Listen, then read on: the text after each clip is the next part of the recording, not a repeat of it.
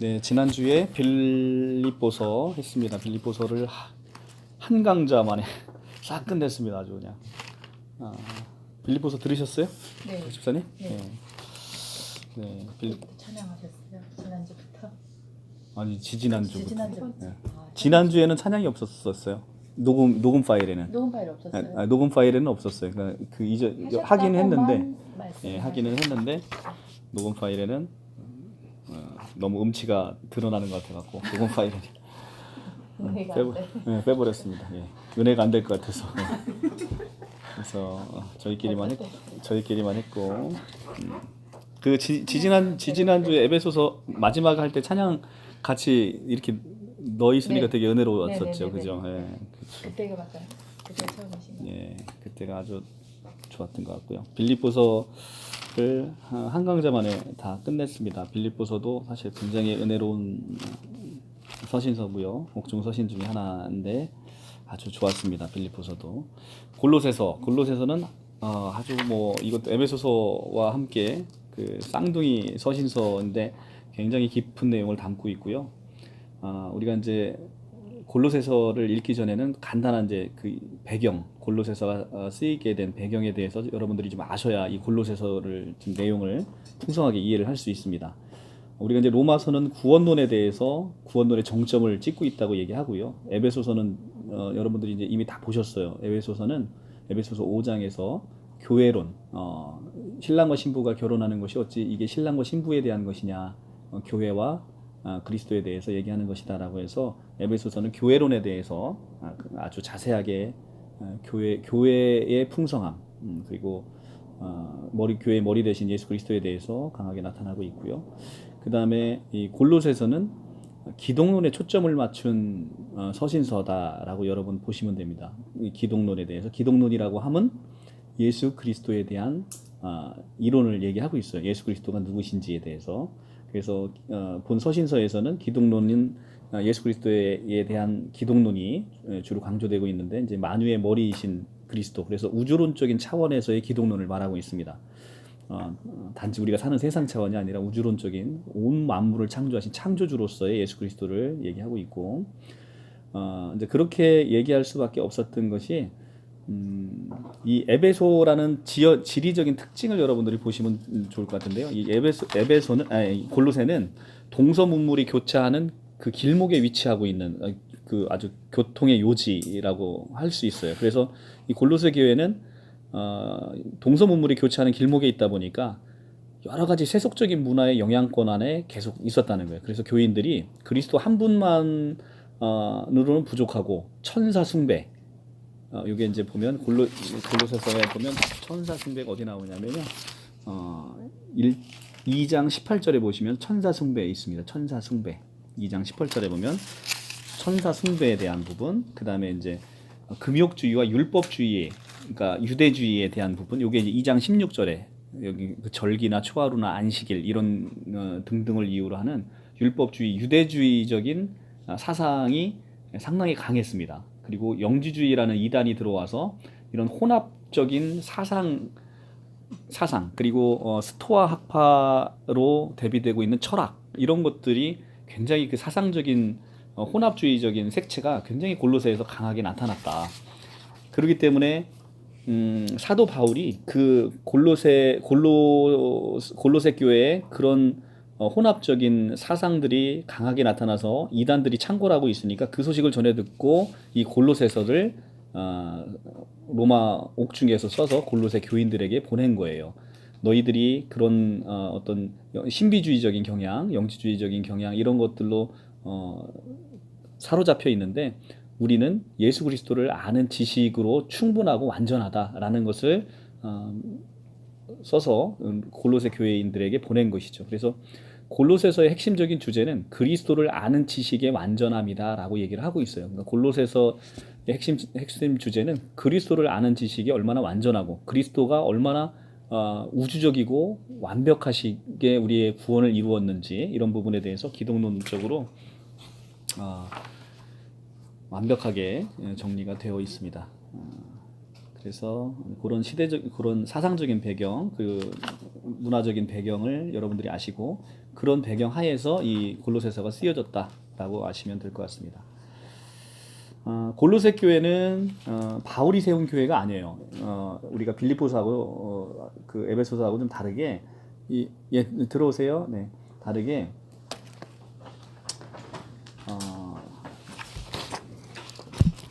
골로새서는 우리가 골로새서 1장 7절에 보는 바와 같이 에바브라라는 사람이 세운 교회예요. 에바브라는 누구냐면 사도 바울로부터 복음을 배운 사람이에요. 사도 바울로부터 복음을 배운 사람이어서 이 에바브라가 세운 교회였고, 에바브라가 로마에서 사도 바울과 같이 갇히면서 이제 그 골로새에 아까 말씀드렸던 그런 이단적인 사상들이 계속 들어와 있어서 유대적인 사상, 천사 숭배 사상, 영지주의 사상이 들어와서 그 부분에 대해서 바울에게 얘기하니까 바울이 그 에바브라의 얘기를 듣고서 우리는 그리스도를 아는 지식으로 온전하고 완전하기 때문에 다른 것들을 여러분들이 마음에 두지 말고 섬기지 말라라고 얘기를 하고 있고요. 그것을 이제 두기고라고 하는 신실한 동역자에게 편지를 써서 골로새에 보내게 되는 것입니다. 그래서 이제 골로새서는 그렇게 사상적인 이 상황적인 배경을 이해하시면 좋을 것 같고, AD 62년경에 쓰여졌다라고 하는 게 이제 거의 통설적인 견해입니다. 62년경에 예수께서 주후 62년경에 쓰여졌습니다. 그래서 골로새서는 여러분들이 골로새서를 좀 완벽하게 이해하면 예수 그리스도의 기독론에 대해서 우리가 믿는 예수 그리스도가 무엇인지, 누구인지, 어떤 일을 하셨는지 이런 기독론에 대해서 여러분들이 완벽하게 이해할 수 있다라고 봅니다. 자, 1장 1절부터 한번 보도록 하겠습니다. 하나님의 뜻으로 말미암아 그리스도 예수의 사도된 바울과 형제 디모데는 골로새에 있는 성도들 곧 그리스도 안에서 신실한 형제들에게 편지하노니 우리 아버지 하나님의 은혜와 평강이 너희에게 있을지어다. 사도 바울의 서신서에 나타나는 공통적인 인사 말씀이죠. 우리가 너희를 위하여 기도할 때마다 하나님 곧 우리 주 예수 그리스도의 아버지께 감사하노라. 이는 그리스도 예수 안에서 너희 믿음과 모든 성도들에 대한 사랑을 들었으며 너희를 위하여 하늘에 쌓아둔 소망으로 말미암음이니 곧 너희가 전에 복음 진리의 말씀을 들은 것이라. 이 복음이 이미 너희에게 이름에 너희가 듣고 참으로 하나님의 은혜를 깨달은 날부터 너희 중에서와 같이 또한 온 천하에서도 열매를 맺어 자라는도다. 자, 여기서 이 복음이라 함은 이미 바울이 7절에 나오는 에바브라를 통해서 예수 그리스도에 대한 복음을 이미 골로새에 충분히 전했던 거예요. 근데 이제 사도 바울이 로마 교회에 갇히고 투옥되고 난 다음에 이 골로새가 교통의 요지다 보니까 각종 여러 가지 사상들이 들어와서 이제 혼합주의적인 그런 복음의 핵심의 진리가 자꾸 변한다는 거죠. 그러니까 예수 그리스도, 그러니까 지금도 요즘 시대도 마찬가지인데 예수 그리스도의 복음에 무엇인가를 자꾸 가미를 하는 거예요. 왜냐하면 사실은 여러분들이 보시면 알겠지만 이 복음을 처음에 전해 들으면요 이게 잘 안 믿겨져요. 왜 그러냐면 너무 엄청나고 너무 어떻게 보면 허황되니까 너무 허황돼요. 그러니까 나 같은 죄인을 하나님이 왜 이 땅 가운데 오셔서 나를 위해서 내 죄를, 그 무거운 죄를 내 대신 죄를 죽으시고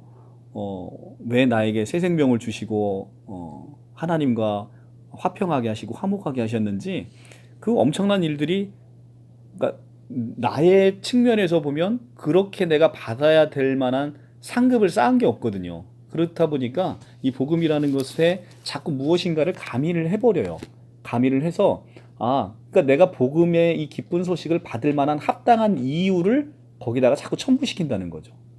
합당한 이유를. 그래서 그 복음을 자꾸 왜곡시키는 것인데, 이 복음은 이미 전해졌던 올바른 복음을 얘기를 하고 있어요. 6절까지.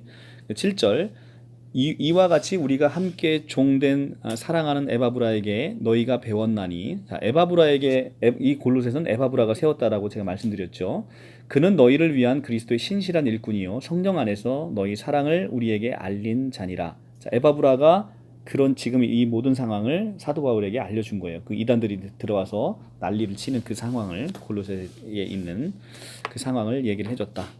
1장 9절 이로써 우리도 듣던 날부터 너희를 위하여 기도하기를 그치지 아니하고 구하노니 너희로 하여금 모든 신령한 지혜와 총명의 하나님의 뜻을 아는 것으로 채우게 하시고 주께 합당하게 행하여 범사에 기쁘게 하고 모든 선한 일에 열매를 맺게 하시며 하나님을 아는 것에 자라게 하시고 그의 영광의 힘을 따라 모든 능력으로 능하게 하시며 기쁨으로 모든 견딤과 오래 참음에 이르게 하시고 우리로 하여금 빛 가운데 성도의 기업의 부분을 얻기에 합당하게 하신 아버지께 감사하게 하시기를 원하노라. 자, 여기서 우리가 보시면요, 이 주어와 수어를 한번 잘 보시기 바랍니다. 9절부터 제가 다시 한번 읽어볼 테니까 주어와 수어를 잘 보세요. 우리도 듣던 날부터 너희를 위하여 기도하기를 그치지 아니하고 구하노니 너희로 하여금 모든 신령한 지혜와 총명의 하나님의 뜻을 아는 것으로 채우게 하시고 하나님의 뜻을 아는 것으로 채우게 하시고 그러니까 하나님의 뜻을 아는 것이 수동태로 기재가 되어 있지요. 그러니까 하나님의 뜻을 아는 것은 사실은 우리가 이렇게 성경 공부를 하지만 이 성경의 깊은 진리를 알게 하시는 분의 주체는 성령 하나님이다라는 것을 우리가 알 수가 있어요. 우리가 지식으로는 배울 수 있어도 그 지식을 온전하게 깨우치고 우리가 그 하나님의 뜻을 아는 것으로 채우게 하시는 분은 바로 하나님 자신이다라는 걸 우리가 알 수 있고요. 주께 합당하게 행하여 범사에 기쁘시게 하고 그러니까 우리가 행하게 해서 기쁘게 하시는 그 주체도 하나님이시라는 거죠. 모든 선한 일에 열매를 맺게 하시며 열매를 맺게 하시는 분도 하나님이라는 거죠. 하나님을 아는 것에 자라게 하시고 하나님을 우리가 알므로 자라게 되는데 그것의 주체가 하나님이라는 거예요.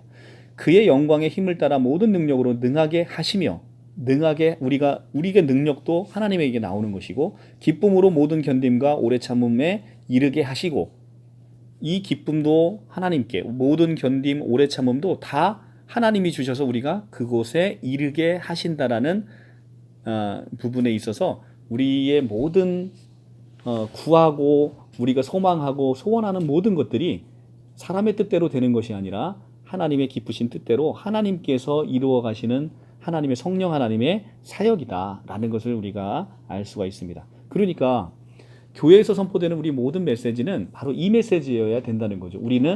우리가 할 수 없음을 고백할 때 우리가 할 수 없음을 고백하고 성령 하나님의 도우심으로 살아가는 존재일 수밖에 없음을 고백하고 늘 성령 하나님께 우리의 삶을 맡기고 우리를 이끌어 달라라고 기도하는 수밖에는 우리가 할 수 있는 게 없다라는 거예요. 그러니까 우리의 선포는 계속해서 뭐 해라 라는 율법에서 벗어나서 이제는 하나님의 도우심으로 인도해 달라라고 우리가 구하는 것이 올바른 기도이다라고 여러분에게 말씀을 드릴 수 있습니다. 이 성경을 이렇게 좀 깊이 조금 꼼꼼하게 살펴보시면 우리가 그런 부분을 쉽게 이해할 수 있어요. 성경이 그렇게 되어 있다는 것을. 자, 1장 13절부터 14절 굉장히 중요한 말씀이고 15절부터는 우리가 지난번에 빌립보서에서 여러분들 혹시 빌립보서 2장 5절에서 11절까지 그 케노시스에 대한 시 제가 말씀드렸지요. 그거와 마찬가지로 구전으로 계속해서 전해 내려오던 시를 갖다가 기독론으로 이렇게 쓴 것입니다. 15절부터. 그래서 이 부분이 골로새서의 가장 핵심적인 기독론에 대한 부분이 지금부터 이제 나오는 거예요. 예수가 과연 누구냐? 그러니까 예수를 아는 지식으로 부족하다고 생각해서 천사를 숭배하고 유대적인 율법을 숭배하는 골로새 교인들에게 있어서 예수가 누구인지를 바로 알려주는 부분이 바로 핵심적인 부분이 이제 13절부터 나옵니다. 그가 우리를 흑암의 권세에서 건져내사 그의 사랑의 아들의 나라로 옮기셨으니 여기서 그가가 누구예요? 예수 그리스도. 예수 그리스도가 우리를 흑암의 권세에서 건져냈답니다. 건져내사 그의 사랑의 아들의 나라로 옮기셨으니 시제가 뭐죠? 과거. 옮기셨으니 예수 그리스도 그러니까 62년경에 쓰여졌으니까 예수께서 30년 전에 그 일을 마치시고 승천하셨잖아요. 그러니까 과거 사랑의 아들의 나라로 옮기셨으니 그 아들 안에서 우리가 속량 곧 죄사함을 얻었도다. 자, 예수 그리스도의 십자가에서 일어난 놀라운 변화가 바로 이겁니다. 우리를 흑암의 권세에 있던 우리를 건져내서 아들의 사랑의 나라로 옮기셔서 이미 우리가 아들의 사랑의 나라가 여기가 어디예요? 여기가 바로 천국이죠. 이 천국으로 우리를 옮기셨다는 거예요. 그래서 우리가 곧 속량, 곧 죄사함을 얻었도다. 얻었도다의 시제는 뭐예요? 과거. 그러니까 우리의 모든 구원의 역사는 십자가에서, 그러니까 시간 안에 있는 우리 입장에서 보면 2000년 전에 이미 과거 사건으로 우리가 이것을 이루어졌다는 거예요. 그러니까 우리가 이렇게 우리가 구원받으려고 온갖 이단에 미혹돼 갖고 그렇게 정말 개처럼 일하는 이런 곳은 참으로 불쌍한 거예요. 그죠? 우리가 이미 다 얻어놓고 시작하는 이 기쁨의 복음을 그렇게 왜곡하고 있는 겁니다.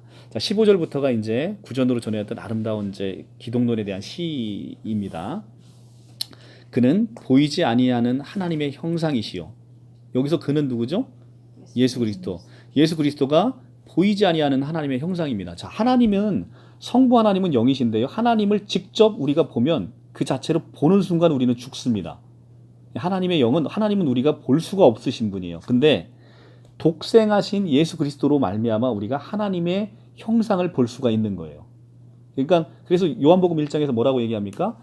성육신하신, 그는 하나님의 보이지 아니하시는 하나님의 형상이 우리에게 성육신하셔서 우리가 하나님의 그런 모습을 예수 그리스도를 통해서 볼 수가 있도록 그렇게 요한복음에서도 똑같이 얘기를 하고 있습니다. 자, 그는 보이지 아니하는 하나님의 형상이시요 모든 피조물보다 먼저 나신 이시니. 자, 이 성경 구절을 가지고 여호와 증인에서는 이 1장 15절의 말씀을 가지고 예수 그리스도를 피조물로 이용하고 있는 이 성경 구절이 1장 15절이에요. 모든 피조물보다 먼저 나신 이시니. 그러니까 야, 모든 피조물보다 먼저 나셨다니까 예수 그리스도도 피조물 아니냐, 이렇게 지금 얘기를 합니다. 근데 이거는 문맥을 너무 이해를 못하고 있는 거죠. 그러니까 모든 피조물보다 먼저 나신 이라는 얘기는 이분이 먼저 피조물이 있기 전부터 먼저 나시니, 그러니까 성부 하나님으로부터 나음을 받은 창조주라는 사실을, 그것을 얘기하고 있는데 여기 피조물이 나오니까 피조물보다 먼저 나시니까 그분도 피조물이 아니냐, 이렇게 지금 이해를 하고 있는데, 이 부분은 제가 지난번에도 너무 쉽게 제가 이해를 시켜드렸어요. 이게 뭐냐면 이거예요. 사람이 사람을 낳습니다. 그죠? 사람이 사람을 낳아요. 사람이 사람을 만든다고 하지 않습니다. 우리는 만들어진 것을 피조물이라고 해요. 만들어진 것을. 그런데 만들어진 것은 만든 이와는 속성이 다른 겁니다. 그러니까 내가 무엇인가를 만들면 이것은 나로부터 만들어진 피조물인데, 피조물은 만든 이와는 이 기본적인 본성이 다른 거예요. 만든 이가 만든 이와 같은 본성을 하려면 낳아야 되는 거예요. 낳으면 나와 동일한 본성이 나오는 거죠. 그러니까 사람이 사람을 낳으면 그 낳음을 받은 사람은 만들어진 게 아니라 나와 똑같은 본성을 갖고 있는 사람 새끼라는 거죠. 그죠? 그런데 내가 무엇인가를 만들어요. 막 만들면 이것은 나와 본성이 다른 거라는 거죠. 그러니까 하나님을 낳아요. 그러면 하나님을 낳으면 그 낳음을 받은 그 예수 그리스도는 하나님의 속성을 그대로 갖고 있는 하나님이라는 거죠. 하나님이 하나님을 낳았는데 그 하나님을 피조물이라고 하는 이런 멍청한 놈이 어디 있냐는 거예요, 세상에. 그죠? 그러니까 무엇인가 피조물이 되려면 그 피조물은 만든 이와는 본질적인 속성이 다른 것이다. 그런데 예수 그리스도는 만들어진 것이 아니라 나음을 입은 존재이기 때문에 하나님의 아들은 하나님이다. 그러니까 너무 쉬운 거예요. 그러니까 우리가 그렇게 생각하시면 사람 새끼가 사람이지, 사람 새끼가 뭐 핸드폰일 수는 없잖아요. 그런 하나님의 새끼가 하나님이지, 당연히. 하나님의 새끼가 만들어진 사람일 수는 없잖아요. 피조물일 수는 없잖아요. 사람은 만들어진 거니까. 하나님의 새끼가 어떻게 사람과 같을 수가 있겠어요. 기본적인 속성은 하나님의 새끼는 하나님이신 거죠. 자, 그 다음에 16절을 보면 너무나 또 명확하게 나옵니다. 여기서 만물은 뭐예요? 우주 만물을 얘기하잖아요. 우주 만물. 만물이 누구에게 창조되대? 그에게서. 여기서 그는 누구예요? 예수 그리스도예요. 만물이 예수 그리스도에게 창조되니까 예수가 누구라는 거예요? 창조주라는 거죠. 창조주.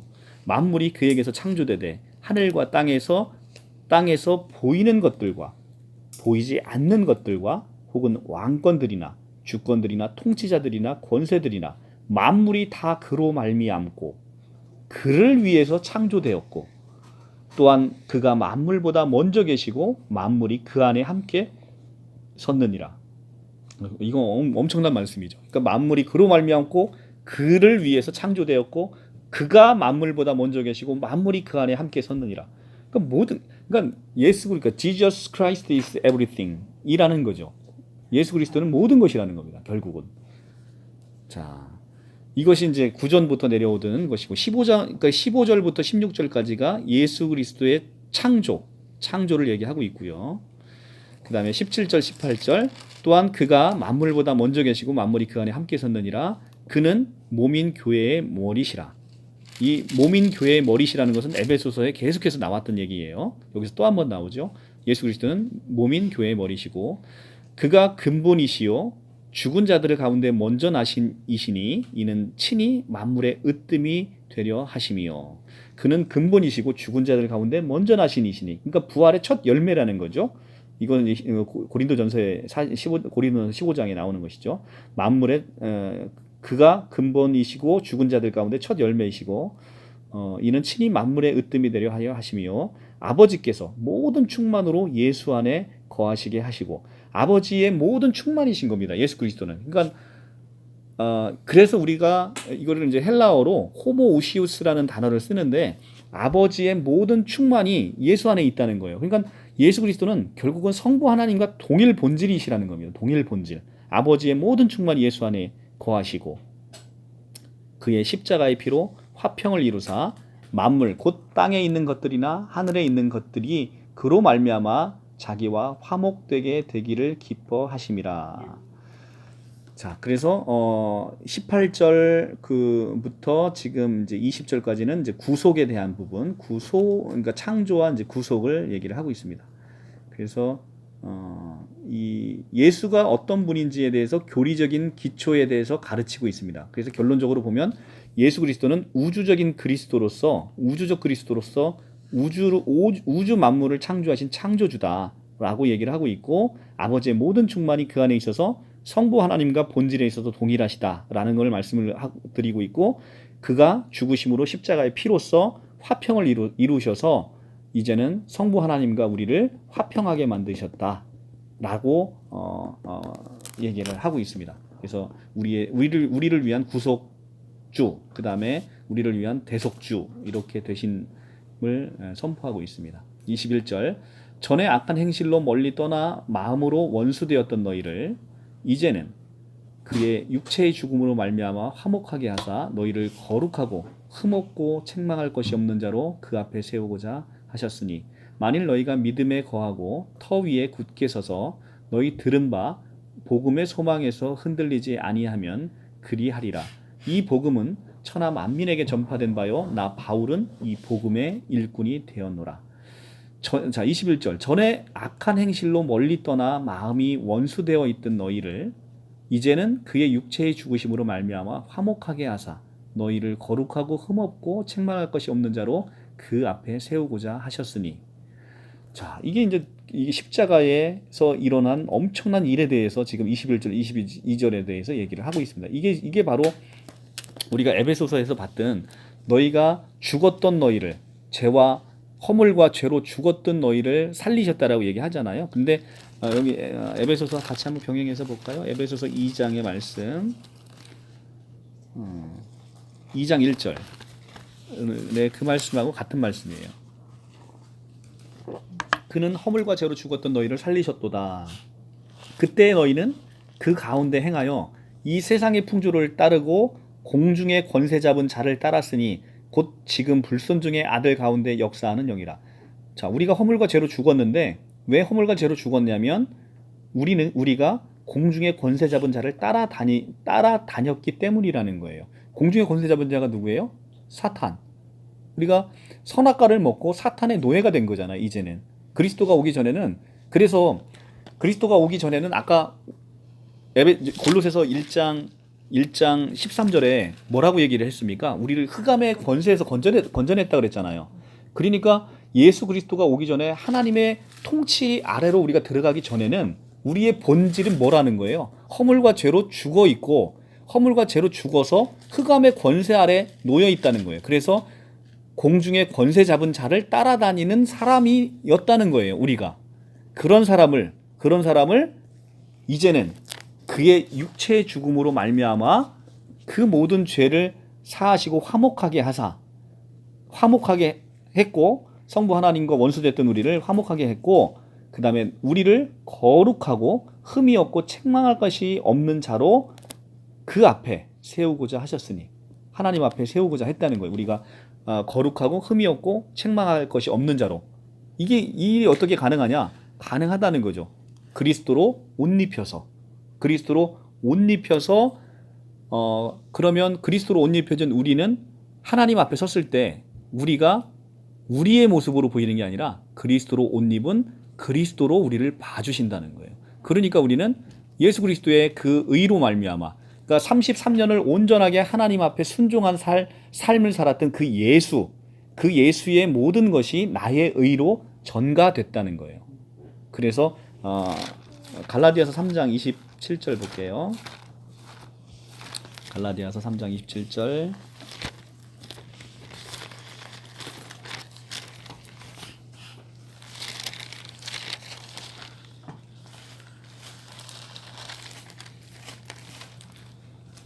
갈라디아 3장 27절 306조 27절 누구든지 그리스도와 합하기 위하여 세례를 받은 자는 그리스도로 옷 입었느니라.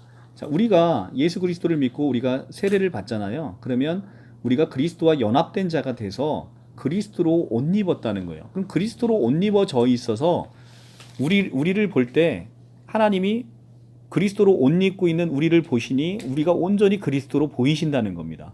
그래서 우리가 골로새서에 나와 있는 것 같이 이제는 우리 예수 그리스도의 죽으심으로 말미암아서 너희를 거룩하고 흠없고 책망할 것이 없는 자로 하나님 앞에 우리를 세울 수 있다는 거죠. 이게 바로 우리 공로에서 비롯된 것이 아니라 예수 그리스도의 옷으로 덧입혀졌기 때문에 우리가 그렇다는 거예요. 만일 너희가 믿음에 거하고 터 위에 굳게 서서 여기서 터라는 것 지난번 봤죠. 이 터가 누군지 예수 그리스도라는 거죠. 그죠? 우리가 지난번에 봤죠. 만일 너희가 믿음에 거하고 이 터 위에 굳게 서서 너희 들은 바 복음의 소망에서 흔들리지 아니하면 그리하리라. 이 복음은 천하 만민에게 전파된 바요 나 바울은 이 복음의 일꾼이 되었노니라. 이 엄청난 복음에 대해서 만민에게 전파됐고 나 바울은 감옥에 갇힌 나 바울은 이 복음의 일꾼이 돼서 지금도 일하고 있다 얘기를 하고 있는 거예요. 그래서 이제 24절부터는 이제 교회를 위해서 바울이 하는 일에 대해서 이제 설명을 합니다. 24절 나는 이제 너희를 위하여 받은 괴로움을 기뻐하고 그리스도의 남은 고난을 그의 몸된 교회를 위하여 내 육체에 채우노라. 내가 교회 일꾼 된 것은 하나님이 너희를 위하여 내게 주신 직분을 따라 하나님의 말씀을 이루려 함이니라. 이 비밀은 잠깐만 이거 녹음 되나요? 되네요. 이 비밀은 만세와 만대로부터 감추어졌던 것인데 이제는 그의 성도들에게 나타났고 하나님의 그들로 하여금 이 비밀의 영광이 이방인들 가운데 얼마나 풍성한지를 알게 하려 하심이라. 이 비밀은 너희 안에 계신 그리스도시니 곧 영광의 소망이라. 자, 이게 이제 참 놀랍지요. 이게 비밀은 만세와 만대로부터 감추어졌던 것이라는 겁니다. 그렇죠. 우리 이제 유대인의 역사를 보고 우리 구약 성경부터 보면 우리 유대인, 그러니까 하나님의 백성이라고 하는 유대인들이 이 비밀을 사실은 몰랐지요. 몰랐고 예수 그리스도가 오셔서 이 땅 가운데 살고 오는 동안에도 이 비밀을 알지 못했습니다. 그러니까 로마 군대로부터 압제받았던 이스라엘 백성들은 자기들에게 늘 구원자를 보내주겠다라고 하나님이 약속하셨는데 그 구원자가 어떤 의미의 구원자인지를 몰랐었어요. 그러니까 만세로부터 계속해서 감추어졌던 거예요. 근데 그 로마의 압제로부터 고통받고 있던 이스라엘 백성들은 자기들의 구세주가 나타나서 로마 백성을 싹 쓸어버리고 정치적인 지도자가 딱 나타나서 자기들을 강대국을 만들어서 이스라엘 백성이 온 천하를 다스릴 것을 꿈꿔왔던 것이죠. 그런데 하나님께서 얘기하는 만세부터 감춰졌던 이 비밀의 놀라운 역사는 뭐냐면 예수 그리스도인데 이 예수 그리스도는 철저하게 순종하는 삶 그리고 철저하게 우리를 위해서 대속하는 삶을 사셔서 그 삶을 우리에게 주므로 우리가 이제는 공중의 권세 잡은 자로부터의 해방을 얘기했던 거예요. 그러니까 출애굽기가 애굽으로부터의 벗어나는 거잖아요. 그래서 그때 당시 이스라엘 백성들은 출애굽기와 마찬가지로 출로마를 꿈꿨던 거예요. 그런데 하나님의 이 엄청난 비밀의 것은 출사탄이었던 거예요. 출사탄이었던 거예요. 출애굽과 출로마가 아니고 출사탄이었던 거예요. 그러니까 사탄으로부터 벗어나서 하나님의 통치 아래로 이제는 들어와서 아들의 사랑의 나라로 옮기는. 근데 그 일은 이스라엘 백성들이 생각한 것처럼 로마 군대와 같이 강한 힘으로 되어지는 게 아니라 사랑으로, 인내로, 섬김으로 그 일을 이루셨다라는 것이 복음의 핵심 메시지인 거예요. 그게 바로 만세로부터 감추어졌던 것이 이제는 그리스도를 통해서 그 한 사람의 삶을 통해서 그리고 온 우주를 위해서 십자가에 달려 죽으시는 예수 그리스도의 그 헌신과 그 고통과 인내와 그 섬김을 통해서 이제는 다 이루어진 영광의 소망이 바로 이것이 바로 너희에게 이 비밀이 너희에게 이제는 그리스도를 통해서 알려졌다라고 얘기를 하는 겁니다. 28절 우리가 그를 전파하여 각 사람에게 권하고 모든 지혜로 각 사람을 가르치면 각 사람을 그리스도 안에서 완전한 자로 세우려 함이니 이를 위하여 나도 내 속에서 능력으로 역사하시는 이의 역사를 따라 힘을 다하여 수고하노라. 이게 멋있는 말이죠. 내 속에서 능력으로 역사하는 이의 역사를 따라. 이게 아주 멋있는 얘기예요. 예. 그죠? 멋있죠? 네. 그래서 이 자기 힘으로 하는 게 아니라 내 속에서 능력으로 역사하시는 이의 그 역사를 따라 우리가 모든 일을 이 복음을 전하는 것도 마찬가지, 교회에 헌신하는 것도 마찬가지, 바로 우리가 이렇게 하셔야만 우리가 은혜 가운데 할 수가 있는 거예요. 우리가 먼저 이 복음의 은혜를 누리지 못하고 봉사하고 헌신할 때 우리는 우리의 공로를 쌓다가 시험 들어서 교회 못 나가시는 분들이 너무 많고 안타까움을 우리가 볼 수가 있습니다. 자, 이 비밀에 대해서는 자, 그러니까 모든 이단들의 특징은 그거잖아요. 자기 교주가 이 비밀을 알아서 비밀의 계시를 받아서 비밀을 풀었다 이 얘기를 하고 있는 거잖아요. 신천지 마찬가지. 그러니까 이 비밀이 근데 정확하게 맞는 건 무슨 얘기냐면 이 비밀이 감춰졌다는 것은 이단들이 얘기하는 게 맞죠. 그래서 우리가 이것을 비밀이라고 생각해 본 적이 없으니까 이 비밀을 푸는 자가 자기 교주다라고 얘기하는 것에 우리가 미혹이 되는 건데 이 비밀에 대해서는 로마서의 16장에 보면 또 나옵니다. 로마서 16장 25절을 한번 가볼게요.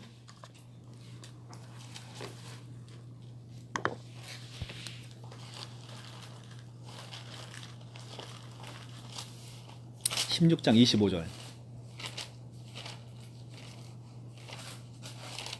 16장 25절 262조 나의 복음과 예수 그리스도를 전파함은 영원전부터 감추어졌대요. 이제는 나타나신 바 되었으며 영원하신 하나님의 명을 따라 선지자들의 글로 말미암아 모든 민족이 믿어 순종하게 하시려고 알게 하신 바 그 신비의 계시를 따라 된 것이니 이 복음으로 너희를 능히 견고하게 하실 지혜로우신 하나님께 예수 그리스도로 말미암아 영광이 세세무궁토록 있을지어다. 아멘. 자, 나의 복음과 예수 그리스도를 전파함은 영원 전부터 감추어졌다가 이제는 나타내신 바 되었으며 이제는 나타났다는 거예요. 그러니까 이 로마서가 언제 쓰여졌냐면 예수 그리스도가 돌아가시고 나서 주후 57년에서 58년경에 쓰여졌단 말이에요. 그러니까 예전부터 감춰졌던 건 맞아. 그런데 이 비밀의 계시가 이 놀라운 하나님의 비밀이 언제 밝혀졌냐면 바로 예수 그리스도의 십자가의 죽으심과 부활로 이미 다 밝혀진 거예요. 그게 바로 영원토록 감춰놨던 우리의 구원에 대한 신비라는 거죠. 구원에 대한 신비. 근데 이게 다 밝혀졌는데 지금 와갖고 뭐 다 밝혀진 걸 또 뭘 밝힌다고 하는 것 자체가 웃긴 거죠. 그러니까 이단들의 미혹은 이 비밀을 자기의 교주들이만 풀 수 있다라고 얘기하는데 그 비밀은 이미 예수 그리스도께서 비밀 자체이신. 그러니까 자, 여기 골로새서 다시 넘어와 보세요. 325쪽 보면 골로새서 2장 2절에 딱 나오잖아요. 하나님의 비밀인 그리스도, 하나님의 비밀인 그리스도라고 2장 2절에 딱 나오잖아요. 그죠? 2장 2절. 하나님의 비밀이 뭐예요? 예수 그리스도. 하나님의 비밀이 예수 그리스도. 예수 그리스도의 비밀은 또 뭐예요? 교회. 그러니까 하나님의 비밀은 그리스도고 그리스도의 비밀은 교회라는 거예요. 그러니까 하나님의 비밀인 그리스도를 이것이 이 비밀이라고 하니까 엄청나가지고 자기 교주만 계시받아갖고 아는 것처럼 얘기하는 건데 하나님의 비밀은 뭐라고 돼 있어요 성경에? 바로 그리스도라는 거예요. 그러니까 그리스도를 아는 게 뭐를 아는 거예요? 하나님의 비밀을 아는 거죠. 그러니까 우리는 힘써 뭐를 알아야 되겠어요? 그리스도를 알아야. 그리스도를 알아야 하나님의 비밀을 아는 것이죠. 근데 그리스도가 그럼 누구예요? 말씀이잖아요. 말씀. 그러니까 말씀을 알으면 하나님의 비밀을 우리가 점점 알 수 있는 거죠. 이 말씀. 제가 이따 보여드리겠습니다만 요한 지파의 최동희 지파장 신천지에 이 성경이 필요 없대잖아. 성경이 필요 없대잖아. 이 성경은 이긴 자를 찾아가는 지도에 불과하니까 이긴 자를 찾으면 이게 성경이 필요 없대요. 그러니까 성경이 무엇인지를 모르는 얘기인 거예요. 성경은 이건 그냥 말 그대로 책이 아니고 이 성경은 말씀이에요. 하나님의 말씀. 하나님의 말씀이 누구예요? 바로 예수 그리스도예요. 예수 그리스도가 필요 없다라고 얘기하고 있는 그런 멍청한 놈을 가지고 있으니 이게 얼마나 적그리스도인 거예요. 적그리스도죠. 자, 2장 2절. 내가 너희와 라오디게아에 있는 자들과 물은 내 육신의 얼굴을 보지 못하는 자들을 위하여 얼마나 힘쓰는지를 너희가 알기를 원하노니 이는 그들로 마음의 위안을 받고 사랑 안에서 연합하여 확실한 이해의 모든 풍성함과 하나님의 비밀인 그리스도를 깨닫게 하려 함이니 그 안에는 그 안에가 누구 안에요? 예수 그리스도 안에는 그 안에는 지혜와 지식의 모든 보화가 감추어져 있느니라. 그러니까 우리가 예수 그리스도를 아는 지혜와 지식은 우리에게 모든 보화를 우리가 소유하는 길이고 우리가 모든 풍성함을 받는 길이라는 겁니다. 놀랍지요. 예. 그러니까 이 연합의 신비는 2장 2절에 나오잖아요. 연합하여. 우리가 연합하여 하나님의 비밀을 깨닫게 되는 것인데 이 연합의 신비는 우리 이제 우리 새로 오신 분도 있으니까 그 연합의 신비, 이 연합의 신비는 성경에서 가장 놀라운 단어가 바로 이 연합이라는 거예요. 연합. 이 연합은 자, 나는 한 게 아무것도 없어요. 그런데 예수는 33년간 살면서 온전히 성부 하나님의 만족을 채우시는 온전한 삶을 사셨단 말이죠. 근데 이 온전한 삶을 사신 분을 이 삶을 내 것으로 만드는 것이 바로 연합의 신비라는 거예요. 연합.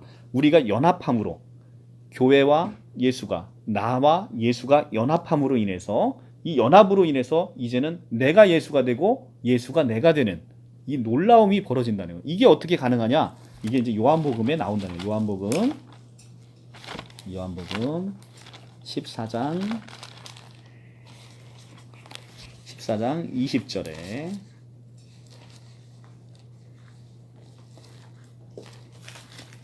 이제 예수님이 제자들에게 이제 최후의 만찬을 하시면서 이제 자기가 죽을 걸 예언하시면서 이제 자기가 떠나게 되면 이제 제자들이 어떻게 이 두려움에서 어떻게 살 것인가 이제 걱정하고 있으니까 예수님이 이제 제자들에게 이제 말씀을 해주십니다. 14장 16절부터 171조. 내가 아버지께 구하겠으니 그가 또 다른 보혜사를, 여기서 그가는 아버지 성부 하나님이에요. 그가 또 다른 보혜사를 너희에게 주사 영원토록 너희와 함께 있게 하리니 그는 진리의 영이라. 세상은 능히 그를 받지 못하나니 이는 그를 보지도 못하고 알지도 못함이라. 그러나 너희는 그를 아나니 그는 너희와 함께 거하심이요 또 너희 속에 계시겠습니다. 여기서 이제 그는 보혜사 성령을 얘기하고 있어요. 내가 너희를 고아와 같이 버려두지 아니하고 너희에게 오리라. 조금 있으면 세상이 다시 나를 보지 못할 것이로되 너희는 나를 보리니 이는 내가 살아있고 너희도 살아있겠음이라. 그날에는 내가 아버지 안에 너희가 내 안에 내가 너희 안에 있을 것을 너희가 알리라. 이게 이 바로 상호 내주라는 겁니다. 페리코레시스라는 헬라어 단어인데요. 페리코레시스, 상호 내주를 통해서 우리가 신적인 생명을 얻는 거예요. 그러니까 성부 하나님이 예수 그리스도 안에, 그 다음에 우리가 예수 그리스도 안에, 예수 그리스도가 우리 안에 거함으로 하나님과 예수와 내가 같이 연합되는 거예요. 이게 바로 상호 내주를 통한 연합의 신비라는 겁니다. 이것이 바로 성령의 역사를 통해서 이것이 우리가 하나님과 예수와 내가 연합되는 연합의 신비의 가장 신비로운 얘기입니다. 예, 우리가 이를 통해서 하나님의 비밀인 그리스도를 깨닫게 되는 거예요. 그러면 하나님의 비밀이신 그리스도는 성령 하나님을 통해서 우리가 깨닫는 것임을 우리가 알 수가 있는 것이죠.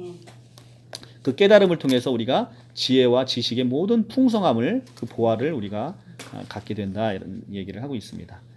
2장 4절 내가 너희에게 이것을 말함은 아무도 교묘한 말로 너희를 속이지 못하게 하려 함이라. 자, 사도 바울이 이렇게 얘기를 하는 것은 그때 당시에 이 골로새 교회에 들어와 있는 이 교묘한 말로 속이는 자가 있어서 이 교묘한 말로 자꾸 골로새 교인들을 속인다는 겁니다. 그때 나타났던 그것이 바로 신비주의적인 경향을 띠고 있는 사상을 얘기를 하고 있는 거예요.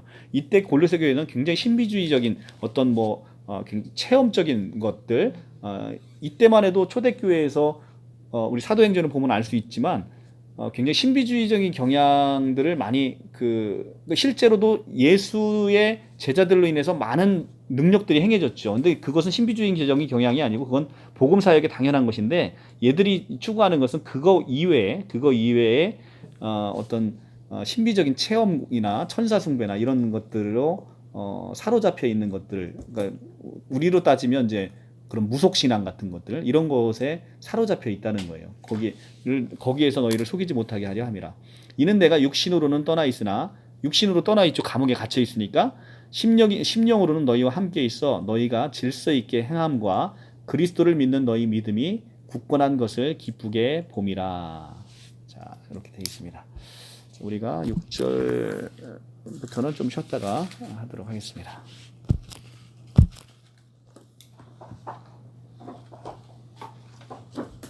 자, 2장 6절부터 또 한번 보겠습니다. 그러므로 너희가 그리스도 예수를 주로 받았으니 그 안에서 행하되 여기서 이제 우리가 주라고 얘기할 때 성경에서 원어 성경에서 퀴리에라고 나오는 단어는 여호와라는 뜻입니다. 여호와 제가 말씀을 드렸지만 우리가 한자로다가 주인 주자 이게 아니라 여호와 퀴리에라는 단어예요. 그래서 너희가 그리스도 예수를 주로 받았으니 하나님으로 받았다는 얘기입니다. 여호와 하나님으로 예수를 주로 받았으니 그래서 우리가 예수를 아는 게 중요한 게 아니라 우리는 주 예수를 부를 수 있는 게 중요하다는 거예요. 예수의 본질이 하나님이라는 것을 아는 게 너무 중요하다. 오늘 기독론의 핵심이 바로 그거니까요. 1장 15절부터 계속해서 창조주 예수 그리스도를 얘기하고 있잖아요. 자, 그리고 7절 그 안에 뿌리를 박으며 세움을 받아 교훈을 받은 대로 믿음에 굳게 서서 감사함을 넘치게 하라. 누가 철학과 여기서 철학은 스토아 당시에 유행했던 스토아 학파의 철학을 얘기하는 거예요. 누가 철학과 헛된 속임수로 너희를 사로잡을까 주의하라. 이것은 그러니까 이게 지금 예수 그리스도가 승천하시고 바로 30년 후인 62년경에 이제 골로새서가 쓰여진 건데 그때도 이렇게 이단들의 미혹이 심각했다는 겁니다. 그 초대교회에도. 근데 그게 지금 이단의 미혹이 지금까지 2019년을 살아가는 지금에도 이렇게 난리니까 우리가 얼마나 깨어 있어야 되는지를 잘 알 수 있죠. 이것은 사람들의 전통과 이 사람들의 전통이라 하면 바로 이제 유대 그리스도인들이 얘기하고 있는 절기나 안식일 지키는 율법주의적인 전통을 얘기하는 겁니다. 세상의 초등 학문을 따름이요 그리스도를 따름이 아니니라. 그 안에서는 신성의 모든 충만이 육체로 거하시고 자, 예수 그리스도 안에는 신성의 모든 충만이 육체로 거하신답니다. 굉장히 놀라운 말씀이고요. 너희도 그 안에서 충만하여졌으니 그는 모든 통치자와 권세의 머리시라. 예수 그리스도가 신성의 모든 충만이 육체에 거하시는데 더 놀라운 것은 우리도 그 안에서 충만해져 있다는 거예요. 예수 그리스도로 말미암아서 그는 모든 통치자와 권세의 머리시라.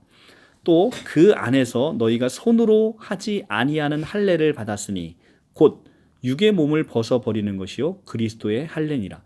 자, 이 유대인들은 이스라엘 백성들은 할례를 굉장히 소중하게 생각을 합니다. 그런데 로마서 2장에 나와 있듯이 우리의 할례는 이 육의 할례가 아니라 영의 할례를 받아야 되고 이 영의 할례는 바로 그리스도로 우리가 새로워지는 그리스도로 인해서 우리가 새 사람이 되어지는 옛사람이 죽고 새 사람이 되어지는 그 할례를 얘기하는 겁니다.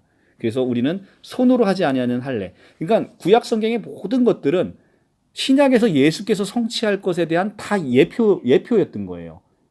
이스라엘 백성들의 할례는 예수 그리스도로 말미암아서 우리가 옛 것을 잘라버리고 새 것이 되는 것에 대해서 예표를 하고 있는 것이죠. 12절 너희가 세례로 그리스도와 함께 장사되고, 자 여기 또 나와요. 아까 우리가 로마서 6장에서 나오고 있는 것인데 이것이 우리가 우리 그 아우구스티누스가 얘기하는 영원한 현재라는 시간의 개념을 이해하지 않으면 이해가 되지 않는 성경 구절이에요. 이런 성경 구절이 너희가 세례로 그리스도와 함께 장사되고, 여기서 너희라는 것은 자, 이 골로새서가 몇 년에 쓰여졌다고 얘기했어요? 62년. 예수 그리스도가 이미 돌아가시고 나서 승천하신 다음의 사람들이에요.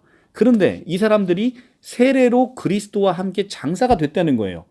아니 이 사람들은 아직 뭐 예수님을 못 본 사람도 있을 테고 예수가 돌아가시고 나서 태어난 사람도 있을 텐데 이 사람들이 세례로서 그리스도와 함께 장사가 됐답니다. 그리스도가 죽을 때 무덤에 묻혔다는 거예요.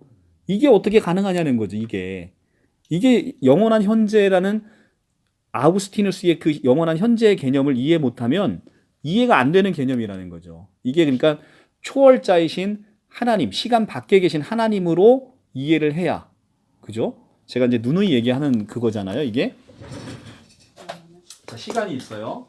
아담, 제가 이거 한 10번 넘게 한 것 같아요. 그죠? 아담, 십자가, 그리고 오늘 우리, 그리고 앞으로 미래. 자, 이 구조 안에서 하나님은 시간 밖에서 이렇게 보시니까 영원한 현재로 보신다는 거죠. 영원한 현재로.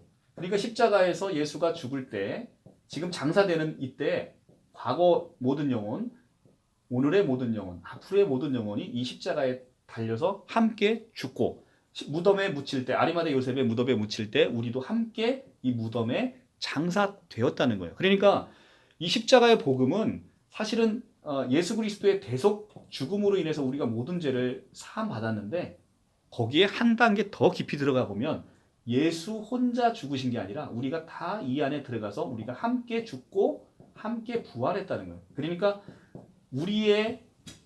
우리의 죄사함은 사실은 예수가 죽어서 우리의 죄사함을 입은 거, 이건 뭐 불변의 진리지만 한 단계 더 깊이 들어가면 이미 우리가 이 죄값을 치렀다는 거예요. 예수 그리스도와 함께. 그러니까 이 창세기 2장 17절의 말씀, 너희가 정령 죽으리라, 선악과 먹으면 정령 죽으리라는 이 말씀이 십자가상에서 우리에게 이미 성취되었다는 거예요. 예수 그리스도로 말미암아. 그러니까 예수 혼자 죽은 게 아니라 나를 데리고 함께 죽고 함께 장사되어서 이미 나는 죄값을 치러서, 그래서 나는 의인이 되는 거예요. 이미 죄값을 치렀으니까 의인이 되는 겁니다. 자, 그래서 이 영원한 현재 개념을 이렇게 이해를 해보시고, 저는 이제 하여튼 이 영원한 현재라는 개념은 참으로 놀라운 거예요. 그래서 제가 이제 우리 함집사님 안 오셨는데 함집사님이나 같이 오셨던 조집사님이나 가장 은혜 받았다는 게 바로 그거예요. 그러니까 최후의 만찬 때 예수님이 십자가에서 베드로의 발을, 우리 사랑스러운 베드로의 발을 이렇게 씻기시잖아요. 그러면 그 영원한 현재를 보시고 계신 그분은 지금 베드로의 발을 씻기시면서 조금 있으면 이제 자기를 떠나서 3번 부인하고 도망간단 말이에요. 그 발로 도망가는 그것이 함께 보이고요. 그리고 그거만 보이는 게 아니라 자기보다 더 멀리 예수의 복음을 전하기 위해서 그 발로 퉁퉁 부르트는 그 발로 가는 그 발도 함께 보이고, 그리고 그 발에 십자가에 못이 박혀서 거꾸로 못 박혀 죽었잖아요, 베드로가. 그런데 그 십자가에서 피가 철철 나는 그 발이 함께 보이는 거죠. 그 발을 씻길 때. 얼마나 그 자기를 위해서 십자가에서 이 철철 나는 그 피가 나는 그 발을 씻기시면서 얼마나 가슴이 아프시고 사랑스럽겠는가라는 생각을 해보면 이 영원한 현재에서 보여지는 하나님의 그 우리가 그 마음을 정말 헤아릴 수가 있는 거죠. 그죠? 그렇게 생각해 보면 그 발을 씻길 때 그게 나를 위해서 이게 지금 십자가에 못 박혀 피가 철철 나는 그 발을 씻기면서 예수 그리스도의 그 마음을 생각해 보면 이거는 한도 끝도 없는 하나님의 사랑이 그 안에 담겨 있다라고 생각을 하는 거죠. 그래서 거기를 이제 우리의 상황에 적용해 보면 지금 우리는 아무것도 아니죠. 그런데 아무것도 아닌 우리를 지금 씻기시는데 우리가 앞으로의 삶, 그 다음에 죽음이라는 과정을 거쳐서 우리가 예수 그리스도의 온전한 사람으로서 성화되어 있는 모습, 그리고 그 모습으로 살다가 가고 완벽하게 하나님의 합한 자로 보여 있는 내 모습을 함께 이렇게 씻으시면서 예수가 얼마나 우리를 사랑스러운 눈으로 우리를 씻기시고 우리를 바라보시는지를 우리가 알 수가 있는 거죠. 그게 바로 이 영원한 현재에 대한 놀라움인 겁니다. 이 시간 안에서 이렇게 보는 것들, 이런 것들이 사실 너무 놀랍지 않아요? 그죠? 이런 예? 그렇죠. 근데 너무 놀랍고 은혜스럽지 않습니까? 그죠? 예. 시간이 너무 짧지. 예. 근데 이게 진짜 이게 바로 복음의 진수라는 거죠. 우리가 이제 하나님이라는 분에 대해서 이렇게 깊이 이 성경을 보면서 이렇게 깊이 사유하고 깊이 그 영적 안의 세계로 들어가 보면 참 놀랍다는 거예요. 하나님의 그 사랑과 우리에 대한 섬김이 참으로 놀랍다는 겁니다. 자, 그래서 너희가 그리스도와 함께 장사되고 또 죽은 자들 가운데 그를 일으키신 하나님의 역사를 믿음으로 말미암아 그 안에서 함께 일으키심을 받았답니다. 우리가 함께 일으키심을 받았다. 언제? 여기 이때 부활 때 이제 지금 이제 조금 있으면 부활절이 이제 다가오잖아요. 우리가 그 예수 그리스도의 부활 때 우리가 함께 죽었다가 함께 살림을 받았다는 거예요. 그때 이제 놀라운 것은 이제 우리의 생명으로 사는 게 아니라 신적인 생명인 삼위일체 하나님만 갖고 있었던 그 조회라는 생명을 우리에게 주셔서 부활시켰다는 거예요. 그러니까 우리는 다시는 죽지 않는 삶이 되는 거예요. 부활 생명은 죽지 않는 거예요. 한번 죽었다 살아난 그 부활 생명은 이제는 영원히 이거는 악인이든 의인이든 부활한 생명은 죽지 않습니다. 악인의 생명은요, 영원히 영벌에 처해지기 위해서 부활한 생명이고 그것은 조회의 생명이 없는 생명이고요. 우리의 생명은 이 조회의 생명으로 영원히 사는 삶이 되는 거예요. 그래서 어쨌든 부활한 생명은 다시는 죽지 않는 삶을 산다는 것이죠. 일으키심을 받았느니라. 그래서 12절도 이 딱 네 줄밖에 안 되는데 이것에 대한 영적인 의미는 엄청 깊은 거예요. 이 네 줄에. 세례로 그리스도와 함께 장사되고 죽은 자들 가운데 그를 일으키시는 하나님의 역사를 믿음으로 말미암아 그 안에서 함께 일으키심을 받았느니라. 엄청 깊은 말씀이에요. 또 범죄와 육체의 무할례로 죽었던 너희를 하나님이 그와 함께 살리시고 우리의 모든 죄를 사하시고 우리를 거스리시는 불리하게 하는 법조문으로 쓴 증서를 지우시고 제하여 버리사 십자가에 못 박으시고, 자, 우리를 여태까지 괴롭혔던 그 모든 율법을 다 십자가에 못 박으셔서 이제는 무력하게 하셨다는 거예요. 통치자들과 권세들을 무력하게 하여 드러내어 구경거리로 삼으시고 우리를 통치했던 그 공중권세 잡은 사탄을 밟아버린 거예요. 이게 바로 창세기 15절부터 예언했던 말씀이 십자가상에서 이루어졌다는 것을 골로새서에서 다시 한번 선포하는 거예요. 자, 우리 창세기 3장 15절로 넘어가 볼게요. 자, 창세기 2장에서 선악과를 먹으면 정령 죽으리라 얘기했는데 3장에서 불순종함으로 선악과를 따먹어서 이제 영영 하나님과 원수가 되어버렸어요. 이 원수가 된 우리에게 3장 15절에서 이 3장 15절의 말씀이 너무 중요한 말씀인데 이거를 우리는 원복음이다 이렇게 얘기를 합니다. 이 3장 15절이 바로 이거예요.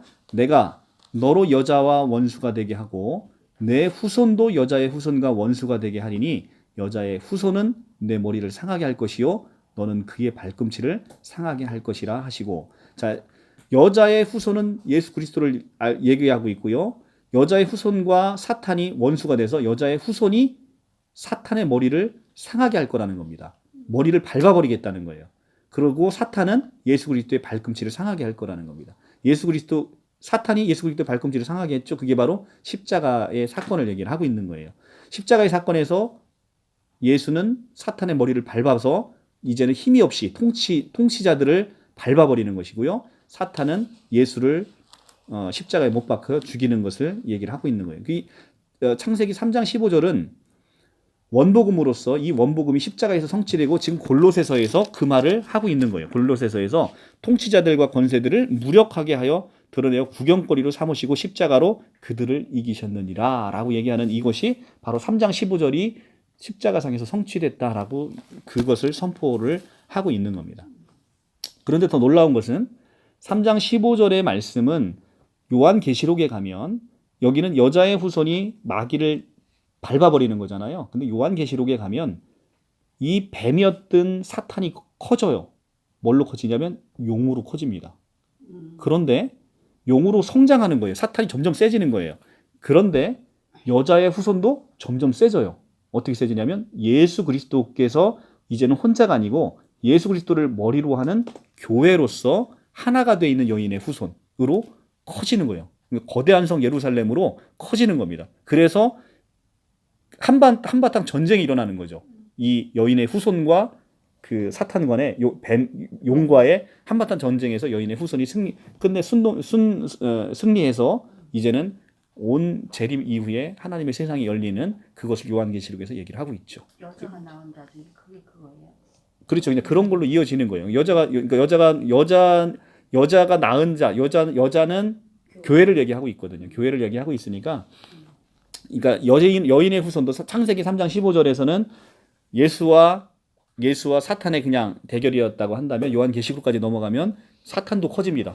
용으로 커지고 우리 그 여인의 후손도 교회, 그러니까 예수를 머리로 하는 교회로 훨씬 더 확장돼서 커지는 거죠. 그 두 사람 간의 전쟁이 일어나서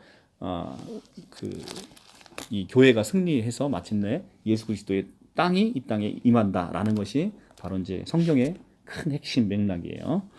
그래서 2장 15절은 바로 그걸 선포하고 있습니다. 2장 16절 그러므로 먹고, 여기서 그러므로라고 하는 것은, 그러므로라는 단어는 앞에 있는 단어 중에서 우리가 할례나 법조문이나 율법으로 인해서 계속해서 끊임없이 복음에 더해서 무엇인가를 해야만 구원받을 수 있다라고 나타나는 유대주의적인 그 이단적인 사상을 정죄하는 얘기예요. 그러니까 그러므로 이거를 십자가상에서 다 이루셨기 때문에, 그러므로 먹고 마시는 거나 절기나 초하루나 안식일을 이유로 누구든지 이런 절기를 이유로 유대적인 전통으로 인해서 너희를 비판하지 못하게 하라라고 지금 사도 바울이 권면을 하고 있는 겁니다. 그러니까 안식일이든 유월절이든 이 절기를 지키는 것은 예수 그리스도 안에서 이미 다 성취가 되었다는 거예요. 그래서 우리가 10계명 중에 4계명인 안식일을 거룩하게 지키라라고 돼 있는데, 우리가 안식일을 지키지 않는 이유가 바로 여기 있다는 거예요. 근데 지금도 이 안식일로 많은 사람들을 미혹해서 무려 신천지보다 더 많은 세력을 갖고 있는 데가 바로 하나님의 교회 안상홍 증인회라는 거예요. 그러니까 이게 안식일에 대한 설교가 제대로 이루어지지 않으니까 이 현상이 벌어지는 거예요. 우리가 10계명 중에 4계명을 니네 왜 안 지키냐라고 할 때 거기에 혹해서 넘어가는 성도들이 너무 많다는 거죠. 자, 우리가 안식일이 나왔으니까 마태복음 12장으로 넘어가서 이 안식일이 어떤 의미가 있는 것인지 한번 볼게요.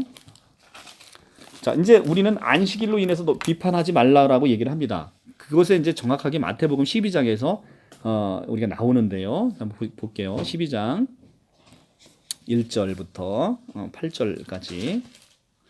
그때 예수께서 안식일에 밀밭 사이로 가실 때 제자들이 시장하여 이삭을 잘라 먹으니 바리새인들이 보고 예수께 말하되 보시오, 당신들의 제자들이 안식일에 하지 못할 일을 하나이다. 예수께서 이르시되 다윗이 자기와 함께한 자들이 시장할 때 한 일을 잃지 못하였느냐. 그가 하나님의 전에 들어가서 제사장 외에는 자기나 그와 함께한 자들이 먹어서는 안 되는 진설병을 먹지 아니하였느냐. 또 안식일에 제사장들이 성전의 안에서 안식을 범하여도 죄가 없음을 너희가 율법에서 읽지 못하였느냐. 내가 너희에게 이르노니 성전보다 더 큰 이가 여기 있느니라. 나는 자비를 원하고 제사를 원하지 아니하노라 하신 뜻을 너희가 알았다면 무죄한 자를 정죄하지 아니하였으리라. 인자는 안식일의 주인이리라 하시니라. 자, 안식일의 온전한 의미는 제가 아까 말씀드렸지만 이스라엘 백성들의 모든 구약에서의 제사 제도와 모든 전통들은 오실 예수 그리스도에 대한 예표라고 제가 말씀을 드렸어요. 이 안식일도 마찬가지예요. 안식일의 참된 의미는 지금도 전통적인 유대인들은 이런 논쟁을 하고 있다는 거예요. 자, 전기밥솥을 버튼으로 누르면 이게 뭐 일하는 것이 돼서 이 안식일을 거역하는 것이다. 그러니까 뭐 밥도 미리 해놓고 뭐 이런 논쟁을 하고 있는 거예요. 이게 얼마나 쓸데없는 논쟁이냐면 안식일의 참 의미를 몰라서 하는 얘기예요. 안식일은 참 안식일의 주인인 예수 그리스도 안에 우리가 들어가는 것을 안식일의 참된 의미라는 얘기를 하고 있는 거예요. 왜 예수께서 마태복음 12장에서 다윗의 예를 들었냐면 다윗은 이스라엘 백성들이 누구나 존경하고 누구나 자기 조상임을 자랑스럽게 생각하는 사람인 거예요. 그러니까 다윗의 예를 들어보면 너희가 얼마나 안식일에 대한 것을 잘못 이해하고 있는지를 쉽게 설명할 수 있기 때문에 다윗을 예를 들어서 안식일의 의미를 참된 의미를 얘기를 하고 있습니다. 배고픈 사람에게 밥을 주는 것은 안식일의 참된 의미라는 거예요. 안식일에 아무것도 하지 말라는 얘기가 그걸 하지 말라는 얘기가 아니라 이제는 참 안식으로 오신 예수 그리스도 안에서 너희가 온전히 누리는 삶을 살아가라라는 얘기를 하고 있는 건데 배고픈 사람이 밥을 주는 것이 옳지 않겠냐는 거예요. 당연히 안식일에도 마땅히 우리가 인류로서 해야 될 것들은 당연히 하면서 예수 그리스도 안에 안식을 누리는, 그러니까 배고픈 사람이 밥이 없는데 온전하게 이 복음이라는 것을 전해 들을 수가 있겠어요? 당연히 없죠. 인간의 기본적인 욕구는 이것은 사실은 우리가 안식을 취하는 데 있어서 가장 중요하다는 겁니다. 안식을 취하는 데 있어서. 그런데 여기서 더 놀라운 것이 하나 더 있는데 12장에서 보면 안식일에 제사장들이 성전 안에서 안식을 범하여도 죄가 없다라고 얘기를 합니다. 그러면 안식일은 성전 안에서는 우리가 율법을 어겨도 그게 죄가 되지 않는다는 겁니다. 자, 이 말의 의미는요. 안식일에는 원래 아무것도 해서는 안 되는데 단 하나의 예외가 있다는 거예요. 율법을 어겨도 되는 사람의 예외. 그게 뭐냐면 성전 안에서 제사장이라는 거예요. 성전 안에서 제사장. 그런데 우리가 누누이 얘기하죠. 고린도전서에서 너희가 하나님의 성전인 걸 알지 못하느냐 얘기하잖아요. 그러면 우리는 하나님의 성전이고요. 하나님의 성전이신, 그리고 예수께서 요한복음에서 얘기하잖아요. 너희가 이 성을 헐라. 내가 3일 만에 이 성을 짓겠다. 근데 예수는 실제 그 성을 얘기한 게 아니라 성전된 자기 몸을 가리켜서 하신 얘기란 말이에요. 우리도 성전이고 예수가 성전이에요. 그런데 우리가 성전 안에 있다는 건 예수 그리스도 안에 있다는 거고, 이 성전 안에서 그러면 제사장이 누구냐는 거예요. 제사장은 대제사장이신 예수께서 히브리서에 나오는 거고요. 예수님은 대제사장이에요. 1년에 한 번씩 우리의 모든 죄를 갖고 가서 우리의 모든 죄를 사하시는 대제사장이신 예수를 얘기하고 있고, 자, 우리가 베드로전서를 가볼게요. 이게 이제 신천지에서 그렇게 사모하는, 그렇게 자기들이 14만 4천 명을 채워서 사모하는 바로 그 성경 구절인데요. 2장 9절의 말씀이에요. 379쪽. 379쪽. 베드로전서 2장 9절 말씀.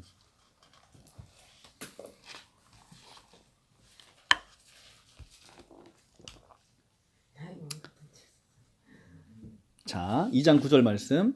그러나 너희는 택하신 족속이요 왕 같은 제사장들이요 거룩한 나라요 그의 소유된 백성이다 라고 얘기를 합니다.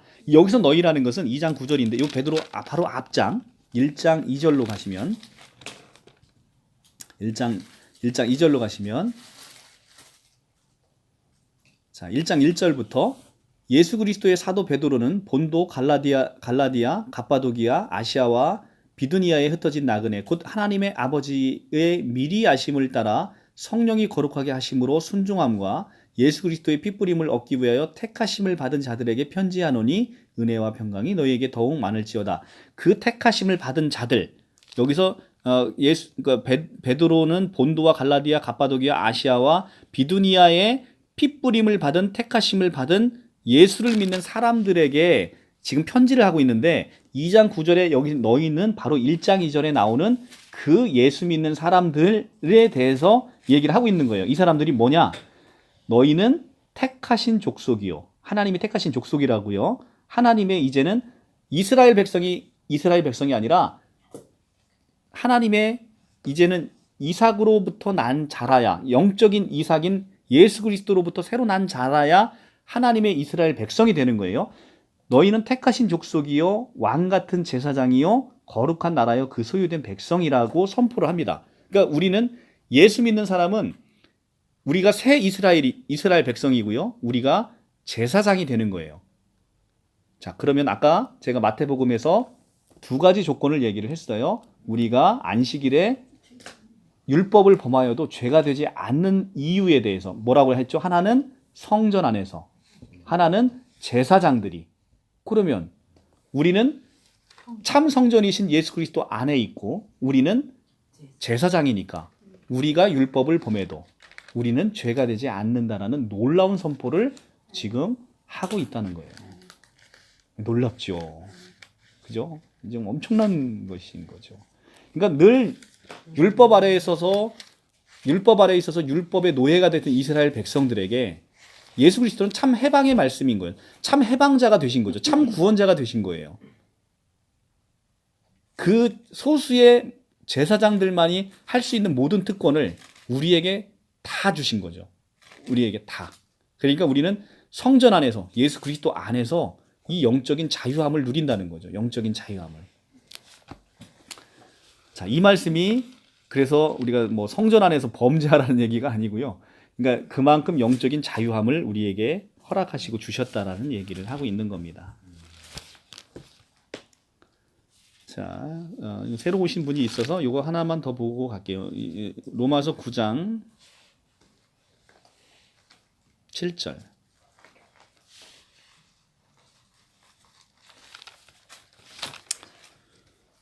왜 우리가 우리가 아까 택하신 족속이라 그랬잖아요. 택하신 족속이라는 것은 원래 택하신 족속은 어디예요? 이스라엘 민족이잖아요. 이스라엘 민족이 성경에서는 어떤 것을 이스라엘 민족이라고 얘기하는지가 9장 7절에 나와 있어서 지금 새로 오신 분이 있어서 제가 읽어드리는 거예요. 9장 7절.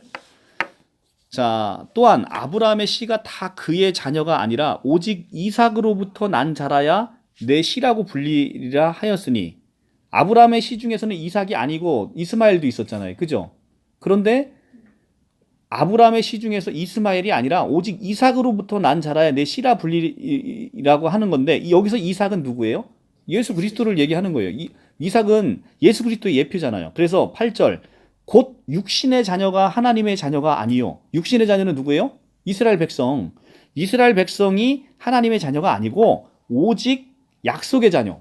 약속의 자녀라 하면 믿음의 자녀를 얘기하는 거예요. 거듭난 예수 그리스도로 말미암아서 거듭난 약속의 자녀가 무슨 씨로? 하나님의 아브라함의 씨로 여김을 받는다는 거예요. 그러니까 우리가 아브라함의 자손이에요, 아니에요? 우리가 아브라함의 자손이 되는 거예요. 영적으로는 이 약속의 자녀가 됨으로. 그러니까 육신의 자녀인 실제 혈육의 이스라엘 백성이 하나님의 자녀가 아니라 약속으로부터 거듭난 자가 이스라엘 백성이 되고 아브라함의 씨가 된다는 겁니다. 그래서 우리는 택하신 족속이 된 거예요. 택하신 족속이 이스라엘 백성처럼 그리고 왕 같은 제사장이 된 것이고요. 아시겠죠? 그러면 이삭의 믿음 이렇게 아브라함이 이삭아 내가 믿음으로 인해 갖고 이제 이삭이 그 예수님의 그걸로 되는 거고 내가 또 믿고 이렇게 가니까 또 왕 같은 제사장이 저거는 왕 같은 제사장이지만 우리가 그리스도를 믿음으로써 왕 같은 제사장이 되고 다 되는 거네요. 그렇죠. 그게 모든 예수 그리스도 안에 믿는 믿음으로 그 놀라운 역사가 이루어지는 거죠. 우리가 예수를 믿음으로 인해서 이스라엘 족속이 된 것이고 그 영적인 이스라엘 족속이 된 거죠. 영적인 이스라엘 족속이 된 것이고 우리가 왕 같은 제사장이 되보신 것이죠. 예, 그렇게 된 것입니다. 자, 그게 바로 놀라운 얘기를 하고 있죠. 자, 그래서 16절 봤고요. 17절. 자, 여기서 이제 결정적으로 나옵니다. 이것들이 뭐예요? 우리가 먹고 마시는 거나 절기나 초하루나 안식일이나 뭐 유월절이나 계속해서 구약부터 와서 계속 지켰던 그것들은 이게 장래일의 그림자나 이게 이제 앞으로 일어날 일들의 그림자였다는 거예요. 그런데 여기서 몸이라는 단어는 번역이 잘못됐는데 실체는이에요. 실체는 그리스도의 것이니가 아니라 실체는 그리스도라는 거예요. 그러니까 이것들은 장래의 그림자였는데 그 실체는 바로 그리스도다. 제가 이거를 이 현대어 성경으로 읽어주면 여러분들이 의미가 확 다 올 거예요. 2장 17절의 말씀을 현대어 성경으로 제가 읽어드려 볼게요. 골로새서 2장 17절은 뭐라고 됐냐면 이거예요. 이런 것들은 실체이신 그리스도를 가리키는 그림자에 불과합니다라고 현대어 성경은 이렇게 번역을 하고 있어요. 이런 것들, 그러니까 유월절이나 모든 절기나 이런 것들은 실체이신 그리스도를 가리키는 그림자에 불과합니다라고 이렇게 현대어 성경은 쉬운 성경은 이렇게 번역을 하고 있다는 거죠. 그러니까 이것들은 장래 그림자고 그 실체는 바로 그리스도라는 겁니다. 그러니까 그리스도께서 이 안식일을 지키는 거나 유월절을 지키는 거나 여태까지 다 그리스도 안에서 너희가 안식이라는 것은 그리스도 안에서의 안식을 얘기하는 것이다 라는 것을 일깨워 주고 있는 얘기예요. 그런데 이 의미를 깨닫지 못하고 오늘도 안식일을 율법처럼 지키는 하나님의 교회, 얘들은요 교회 못 가게 하면 죽을 거예요 아마 얘들은. 왜냐하면 토요일 날 예배를 빠지면 구원이 없어요 얘들은. 네, 우리가 교회 안 간다고 구원이 없나요? 그거 하고 뭐 늦잠 잘 수도 있는 건데 그죠? 그건 구원하고 상관이 전혀 없어요. 우리가 교회를 안 간다고 해서 우리 교회를 뭐 예배를 빠져먹었다고 해서 구원하고는 상관이 없지요. 우리가 이제 그 은혜의 풍성함을 누리지 못하는 것뿐이죠. 그런데 이것을 가지고 마치 구원을 장사질을 하죠. 구원 장사질을 하고 있습니다. 이게 바로 안식일을 지킨다라는 의미에 대한 이해를 못해서 이 골로새서 2장 17절의 말씀을 이해를 못해서 30만이나 되는 어마어마한 사람들이 빠져 있는 거죠. 아무도 꿈꾸며낸 겸손과 천사 숭배를 이유로 천사 숭배가 여기 나오지요. 그러니까 골로새에서 이 천사 숭배가 만연했다는 걸 우리가 알 수 있어요. 자, 이게 사실은 참 무식한 거예요. 지금 성령을 천사의 일종이라고 하잖아요. 지금 신천지에서. 그러니까 창조주와 피조물을 구분 못하는 거. 천사는 피조물이잖아요. 어떻게 피조물이 창조주인 성령하고 같이 비교가 될 수가 있겠냐는 거예요.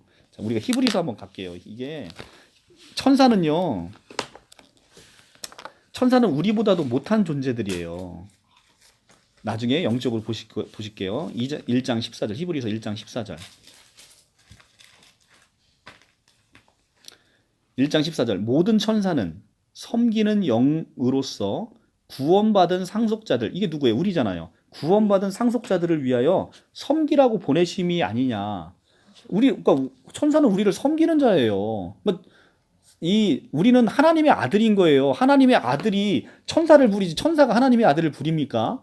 그러니까 우리보다도 못한 존재가 천사인데 이 천사를 숭배하고 있으니 얼마나 어리석은 거예요. 얼마나 어리석은 거예요. 우리가 이 돌멩이 앞에서 막 기도하는 살아있는 생물이 아무 생명도 없는 거를 갖다 놓고서 거기다가 절하고 기도하는 거랑 똑같은 거죠. 돌멩이 앞에 얼마나 보면 한심한 겁니까? 자, 그것만 그런 게 아니라 고린도전서 6장에 가면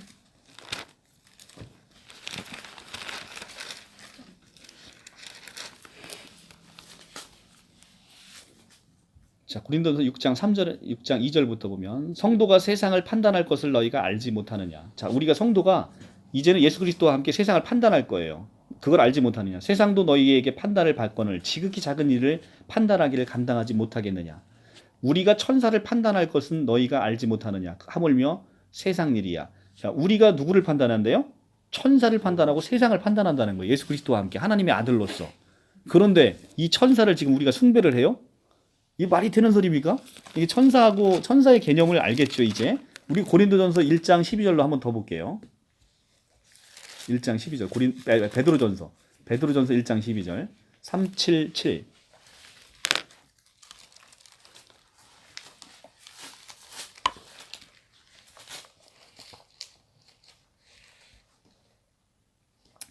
(1장 12절) 베드로전서 이 섬긴 바가 자기를 위한 것이 아니요 너희를 위한 것임이 계시로 알게 되었느니 이것은 하늘로부터 보내신 성령을 힘입어 복음을 전하는 자들로 이제 너희에게 알린 것이요 천사들도 살펴보기를 원하는 것이라.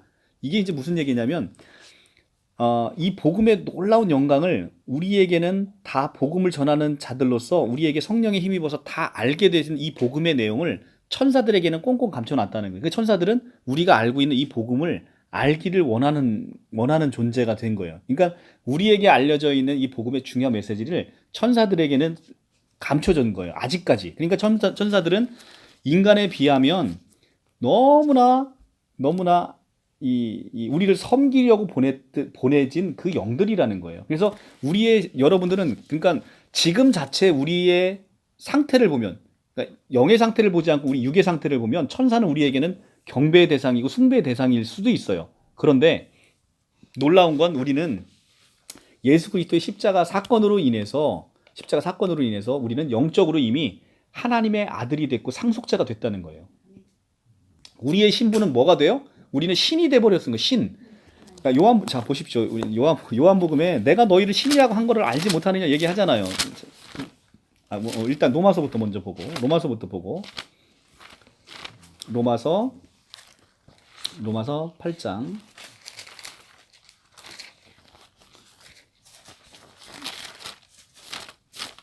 로마서 8장 가면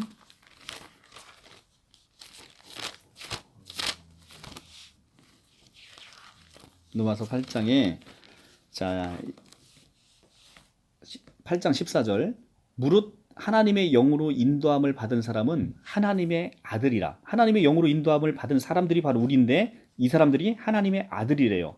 너희는 다시는 무서워하는 종의 영을 받지 아니하고 양자의 영을 받았으므로 우리가 성부 하나님을 아빠 아버지라고 부르짖느니라. 성령이 친히 우리의 영과 더불어 우리가 하나님의 자녀인 것을 증언하나니 자녀이면 또한 상속자 곧 하나님의 상속자가 됐다는 거예요. 우리가 이 놀라운 일이 십자가상에서 이루어졌다는 거예요. 영적으로 우리가 보이지 않지만 그러니까 우리는 하나님의 아들이 되었어요. 이 하나님의 아들이 된 우리의 상태를 요한복음 10장으로 넘어가 보면요.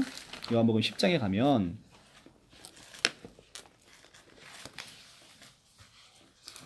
요한복음 10장에 넘어가면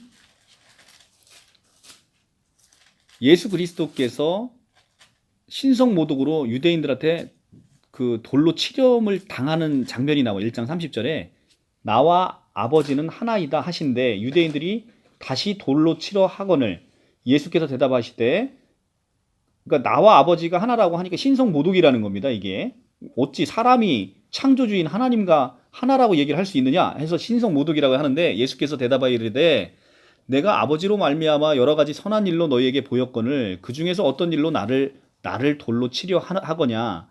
유대인들이 대답하되 선한 일로 말미암아 우리가 너를 돌로 치려 하는 게 아니라 네가 하나님과 하나다라고 하는 신성모독으로 인함이니 내가 사람이 되어 자칭 하나님이라고 하느냐 하나님을 함이냐. 예수께서 이르시되 너희가 율법에 기록된 바 여기서 율법은 시편 82편 6절을 얘기하는 제가 이따 가서 볼 거예요. 아삽의 시를 얘기하는데 시편 82편 6편에 기록된 바 내가 너희를 신이라고 하였던 것을 하였노라 하지 아니하였느냐. 성경은 패하지 못하나니 하나님의 말씀을 받은 사람들을 신이라 하였거든. 하나님의 말씀을 받은 사람을 신이라 하였거든. 하물며 아버지께서 거룩하게 하사 세상을 보내신 자가 나는 하나님의 아들이라 하는 것들로 너희가 어찌 나를 신성모독이라 하느냐.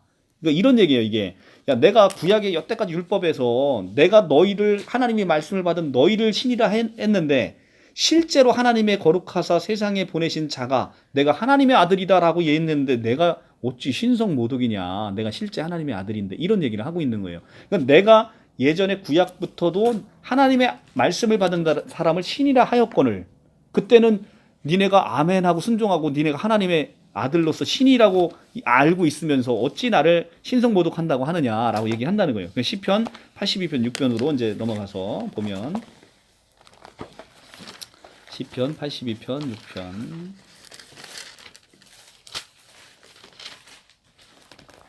이게 이제 아삽의 시인데요. 이 시편은 되게 좀 심오합니다. 이 시편도 굉장히 이제 은혜롭게 이제 우리가 시편을 공부할 수 있는데요. 이 시편은 신약에서 예수 그리스도께서 이루시는 모든 성취에 대한 것을 예언적인 시로서 예언을 하고 있어요. 그래서 82편 6장을 보면 내가 말하기를 너희는 신들이며 다 지존자의 아들들이라 하였으나 그러나 너희는 사람처럼 죽으며 고관의 하나같이 넘어지리로다. 내가 말하기를 너희는 신들이며 다 지존자의 아들이라 하였으나 그러니까 내가 이 아삽의 시에서 예수 하나님의 말씀을 받은 너희들을 신들이고 다 지존자의 아들이라 이렇게 얘기했다는 거고 이것이 신약에 있어서 예수 그리스도께서 인용하신 말씀이에요.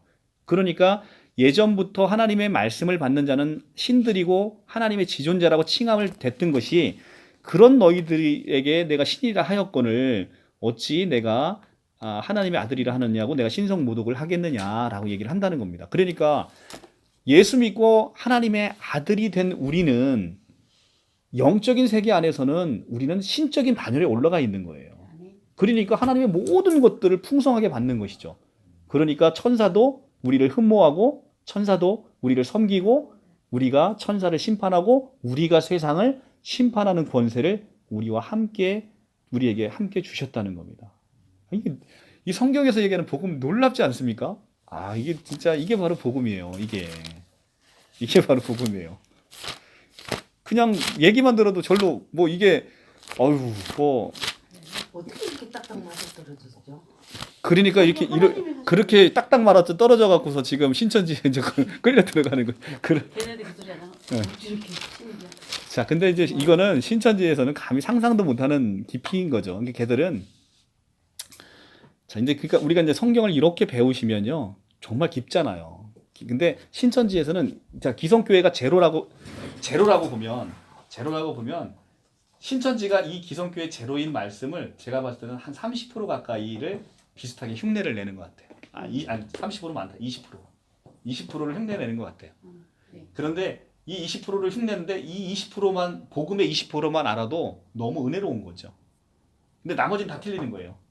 근데 지금 저희가 갖고 있는 것들이 이제 쭉 이렇게 올라와서 복음의 깊은 진리 안으로 이렇게 보니까 굉장히 은혜롭게 보이는 거죠. 자, 애굽의 술사가 실제 성부 하나님의 그 능력을 따라하려고 해보잖아요. 10가지 중에 2가지를 흉내내요. 똑같이. 그쵸. 2가지를 똑같이 흉내내요. 그런데 나머지 그 8가지는 흉내를 못 냅니다. 그러니까 2가지는 비슷하게 흉내낼 수 있는 거예요.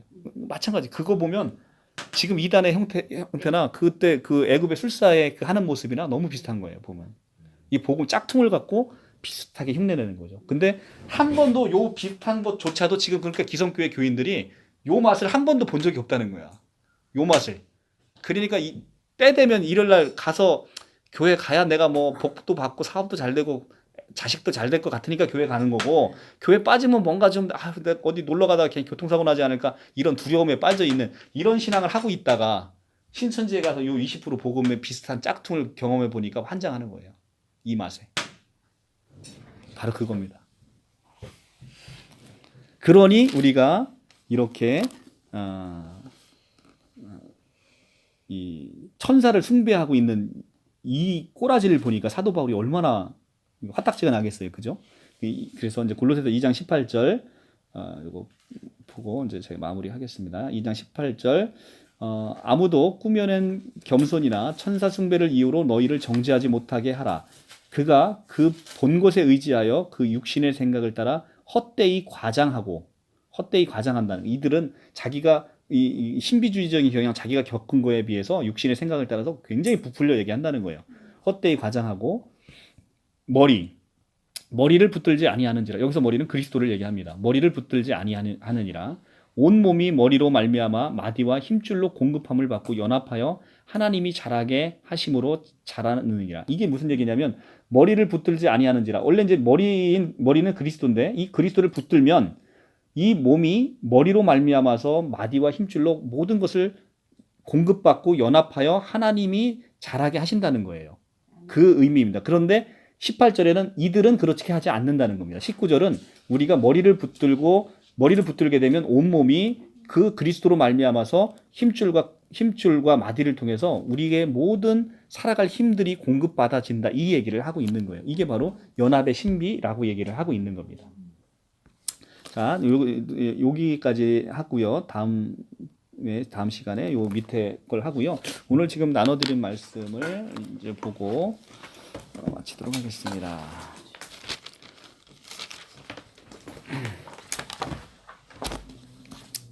다음 시간에 골로새서 남아 있는 게 애매해서 참 큰일이네요. 이거 뭐 다음 거는 크게 별로 할 거 없는데 참 큰일이긴 하네. 이게 조금 조금 더 할까요?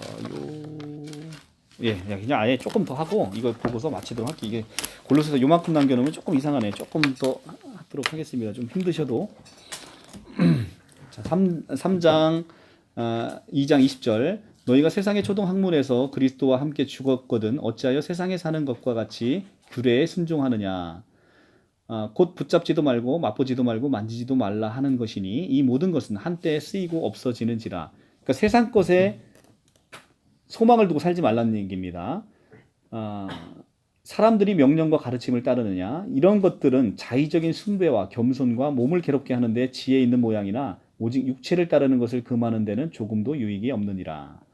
자, 세상 것에 대해서는 이것은 아주 유익이 없다는 겁니다. 뭐 안개처럼 사라지는 것들에 소망을 두지 마시라는 얘기고 여기서 이제 볼 거는 이제 3장 1절부터 17절까지만 보고 뒤에 절은 뭐 특별히 제가 설명드릴 게 없습니다. 3장 1절 그러므로 너희가 그리스도와 함께 다시 살리심을 받았으면 아까 2장 12절에서 2장 12절에서 우리가 함께 일으킴을 받았다라고 얘기했죠. 2장 12절에 장사되고 일으킴을 받았다고 하죠. 이제 거기서 이어지는 거예요. 그러므로 너희가 그리스도와 함께 다시 살리심을 받았으면 위의 것을 찾으라. 거기는 그리스도께서 하나님의 우편에 앉아 계시느니라. 위의 것을 생각하고 땅의 것을 생각하지 말라. 이는 너희가 죽었고 또 우리가 또 나옵니다. 여기 강조되는 거예요. 너희가 죽었고 너희 생명이 그리스도와 함께 하나님 안에 감추어졌음이라. 우리 생명이신 그리스도께서 나타나실 그때에 너희도 그와 함께 영광 중에 나타나리라. 자, 이 말씀은 굉장히 깊은 말씀인데요. 자, 잘 들어보세요.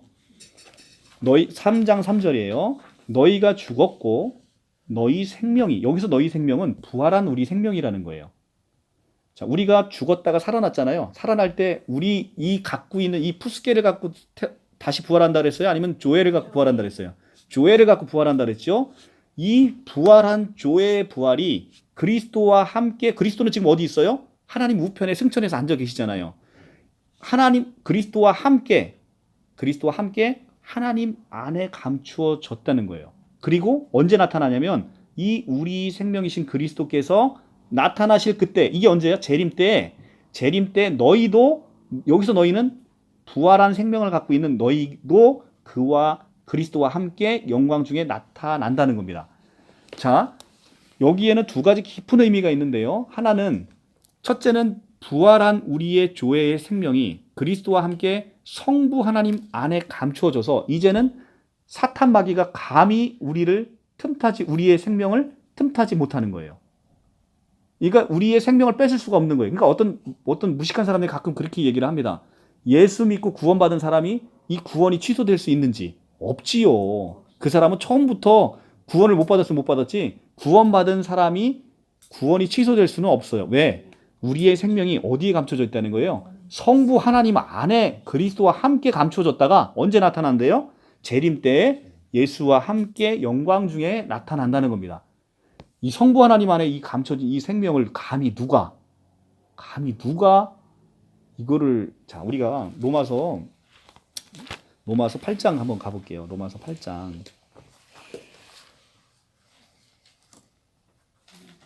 로마서 8장 32절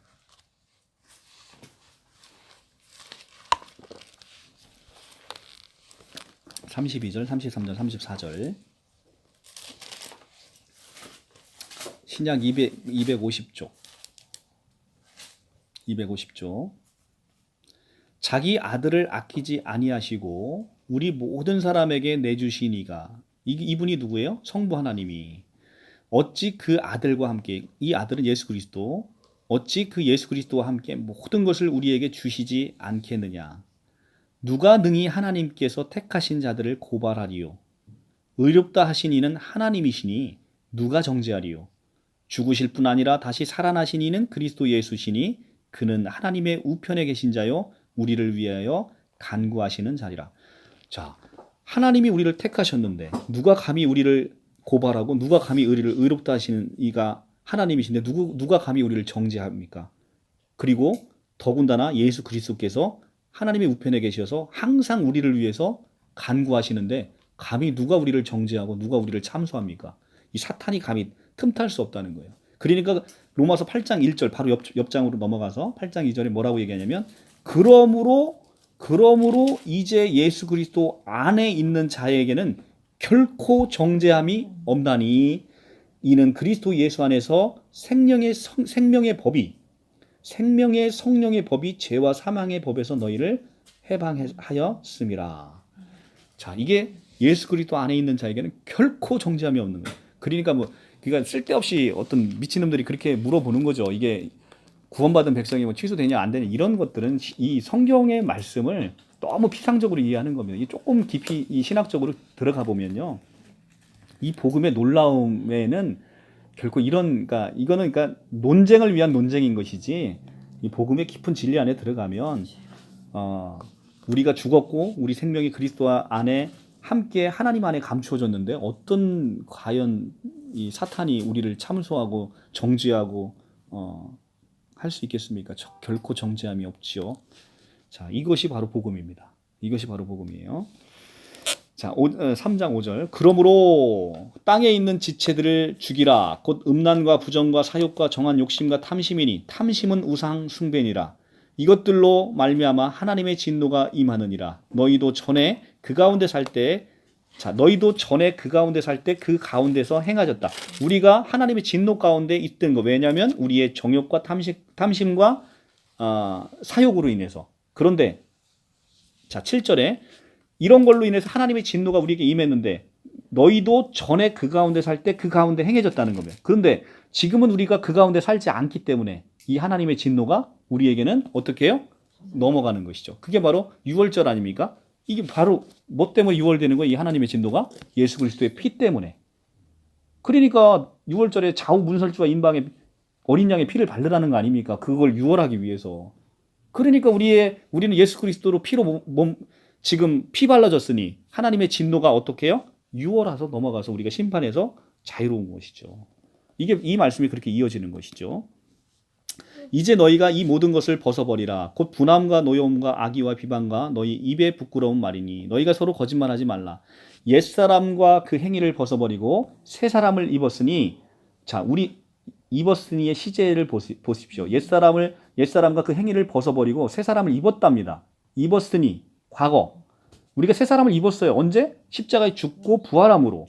이는 자기를 창조하신 이의 형상을 따라 지식에까지 새롭게 하심을 입은 자니라. 자, 우리가 새 사람을 입었는데 이는 자기를 창조하신 이의 형상, 하나님의 형상을 따라 그 지식에까지도 새롭게 하심을 입은 자로 우리가 새 사람을 입었다는 겁니다. 거기에는 헬라인이나 유대인이나 헬라파나 무할레파나 야만인이나 스구디아인이나 종이나 자유인의 차별이 없나니 오직 그리스도는 만유시요 만유 안에 계시니라. 우리가 그리스도로 인해서 이 모든 차별이 없어지고 오직 만유이시고 만유 안에 계신 그리스도만 우리 안에 가득하다라는 얘기를 하고 있는 겁니다. 자, 이것이 바로 골로새서에서 전해지는 아름다운 메시지, 우리의 영적인 상태에 대한 깊은 메시지를 두고 있습니다. 이 뒷부분은 골로새서 큰 의미는 없는 얘기고요. 여러분들이 한번 쭉 읽어보시면 되고 3장 17절 말씀 정도가 이제 굉장히 저희가 이제 많이 보는 건데 무엇을 말하든지 말에나 일에나 다 주 예수 이름으로 하고 그를 힘입어 하나님 아버지께 감사하라. 무슨 일이든지 말에나 일에나 다 주 예수 이름으로 하라는 것입니다. 자, 로마서에 얘기하죠. 예수 이름으로 하지 않는 모든 것이 다 죄라고 얘기하고 있습니다. 믿음으로 하지 않는 모든 것이 다 죄라고 얘기하고 있습니다. 그러니까 우리는 모든 것이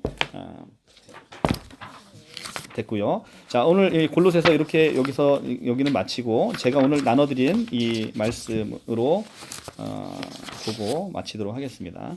자, 지난주에도 우리가 빌립보서에서 구전으로 전해지는 시에 대해서 했는데요.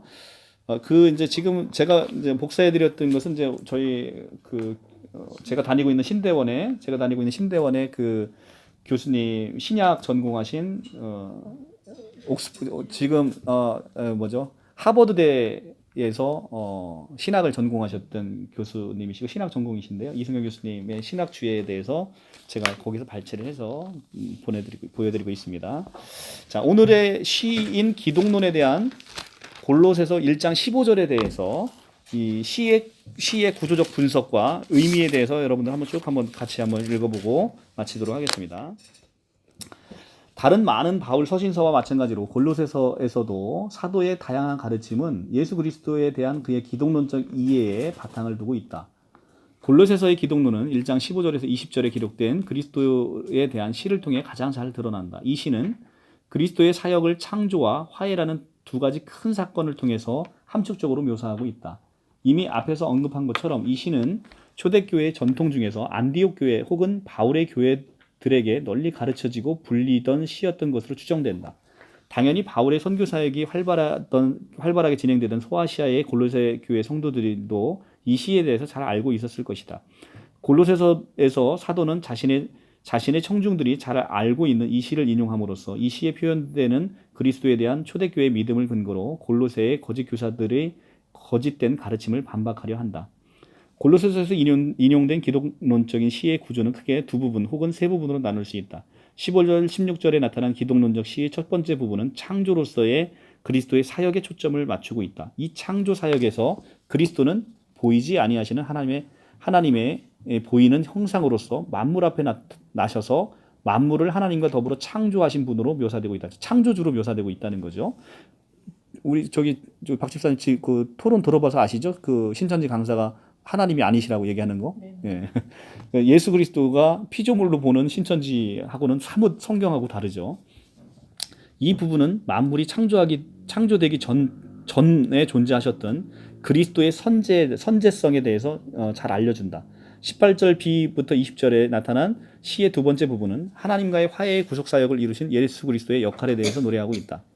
하나님의 화해의 사역은 인간이 타락함으로 말미암아 그와 원수 되었음을 전제로 한다. 이게 언제예요? 이게 선악과 사건이죠.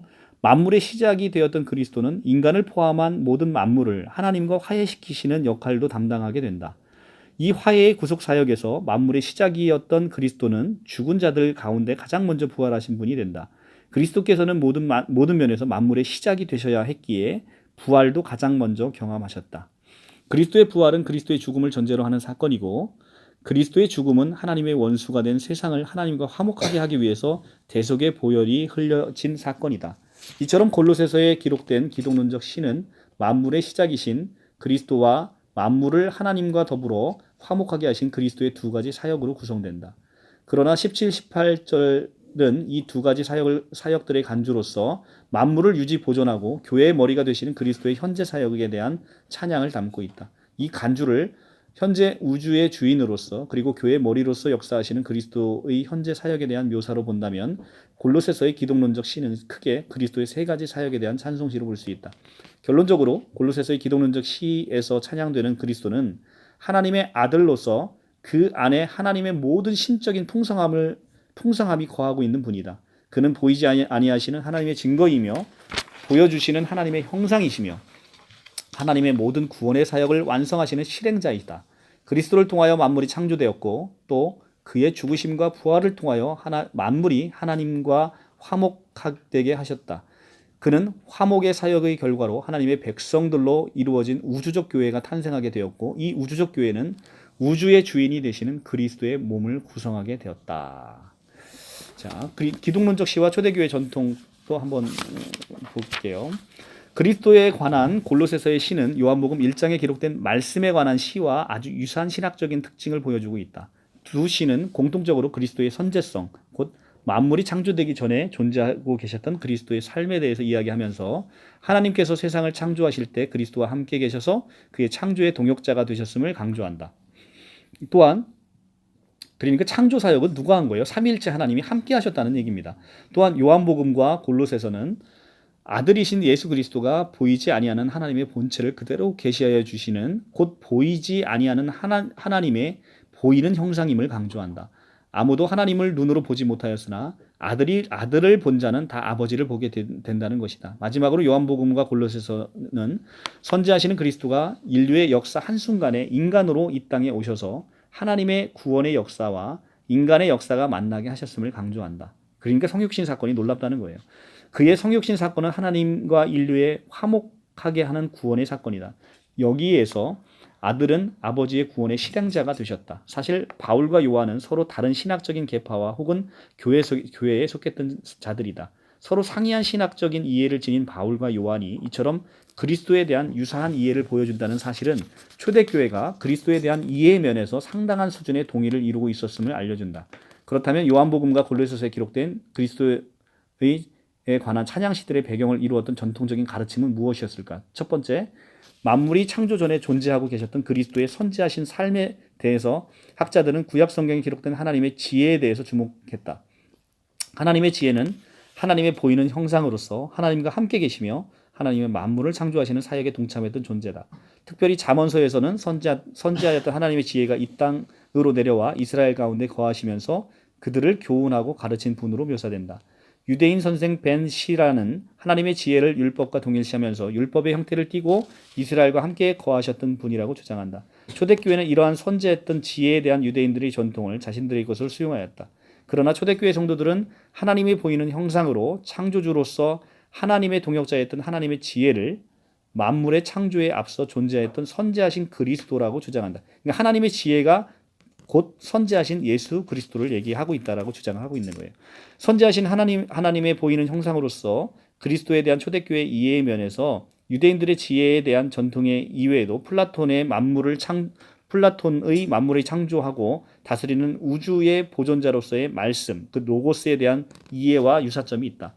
예수 당시 고대인들은 플라톤의 영향 아래서 로고스가 만물을 창조하고 다스리는 우주의 원리라고 믿었다. 그러나 초대교회는 예수 그리스도 이외의 그 어떤 존재도 자신들의 창조주로 받아들일 수가 없었다. 따라서 초대교회 성도들은 세상 사람들이 우주의 창조주로 부르는 로고스가 바로 예수라고 주장한다. 이런 측면에서 볼 때 요한복음과 골로새서에서 인용하고 있는 그리스도에 관한 시는 참된 지혜와 로고스는 오직 예수 그리스도라는 초대교회의 변론적인 믿음을 담고 있다고 볼 수 있다.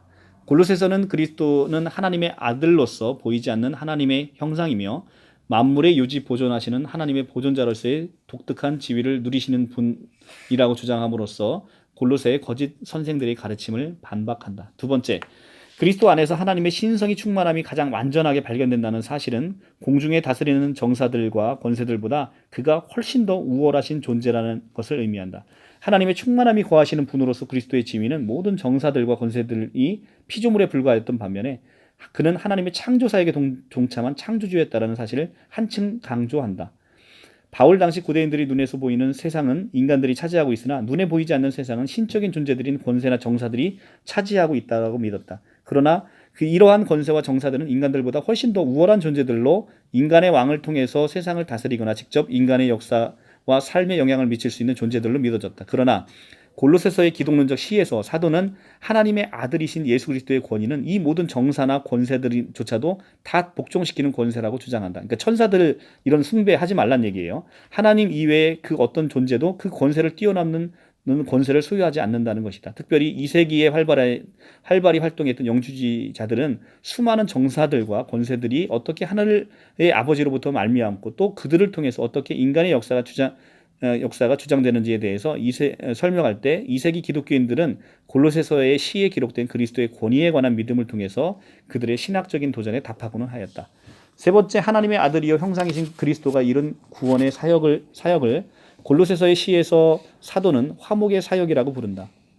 여기서 골로새서가 전하고 있는 것은 하나님과 인간 사이에 불화가 존재하고 있었고 이 불화는 인간이 하나님을 자신의 창조주로 경배하지 않음으로 말미암은 이 선악과 사건은 바로 우리가 하나님처럼 높아지기 위해서 하나님처럼 눈이 밝아지기 위해서 먹었던 하나님을 경배하지 않는 데서 비롯됐다는 거죠. 이 땅에 오신 그리스도께서는 자신의 보혈로 이 죄의 문제를 해결하시고 하나님과 인간에 대해서 화평을 이루게 하셨다. 이러한 초대교회의 믿음의 배경에는 유대인들의 대속죄일에 관한 신학적 가르침이 존재한다. 유대인들의 전통에는 대속죄일은 희생 제물을 통해서 모든 피조물들이 죄가 다 씻김을 받고 창조주가 자신의 피조물들과 화해하시는 거룩한 날로 간주된다. 이 사상은 또한 유대인들의 새해 첫날에 대한 이해로서 잘 발견된다. 그러나 초대교회 성도들은 짐승의 제물을 통해 죄 씻김과 하나님과의 화목에는 항상 유통기한이 존재하고 함에 주목해야 된다. 1년에 한 번밖에 못 했잖아요. 하나님과 화목을 이루어야 할 인간에게 해마다 새로운 대속죄일과 새해 첫날이 필요했는데, 왜냐하면 새로운 대속죄일이 있고 새해 첫날이 있어야만 그때 비로소 죄씻김을 당하니까요. 그런데 이게 필요했는데, 그런데 이 짐승의 희생 제물이 반복해서 짓는 인간의 모든 죄를 다 씻을 수가 없기 때문입니다. 그래서 초대교회는 그리스도의 보혈은 모든 인간의 죄를 영원히, 그리고 한 번에, 영원 단번 제사라고 하죠. 영원히 한 번에 처리할 수 있다고 믿었다. 그리스도가 가져온 하나님과 인간의 화목은 그리스도의 한 번의 죽음으로 완성된 영원한 사역이라고 그들은 주장했다. 그리스도의 희생을 통한 영원한 화목에 대한 이러한 초대교회의 믿음은 히브리서에 가장 잘 설명되어 있다. 골로새서의 그리스도에 대한 시와 히브리서의 영원한 화목에 대한 그리스도의 사역이 초대교회의 기독론의 핵심을 이루고 있다는 사실을 잘 보여준다. 자, 그렇죠. 그러니까 구약 시대에 구약에 우리가 율법을 보면 대속죄일에 한 번씩 새해 첫날에 가가지고 우리의 죄를 씻김을 했는데, 이걸로써 이 동물의 피로서는 한계가 있다는 거죠. 그래서 예수께서 오셔서 우주적인 죽음으로 영원 단번 제사로 피 뿌림으로 우리의 모든 죄를 사하셨다. 이것이 히브리서의 핵심적인 주제고 기독론의 핵심이다라는 것을 성경에서 얘기를 하고 있습니다. 자, 이것이 복음에 놀라운 것이죠. 자, 골로새서 강의는 여기서 마치고 다음 주에는 또 새로운 강의로 하겠습니다.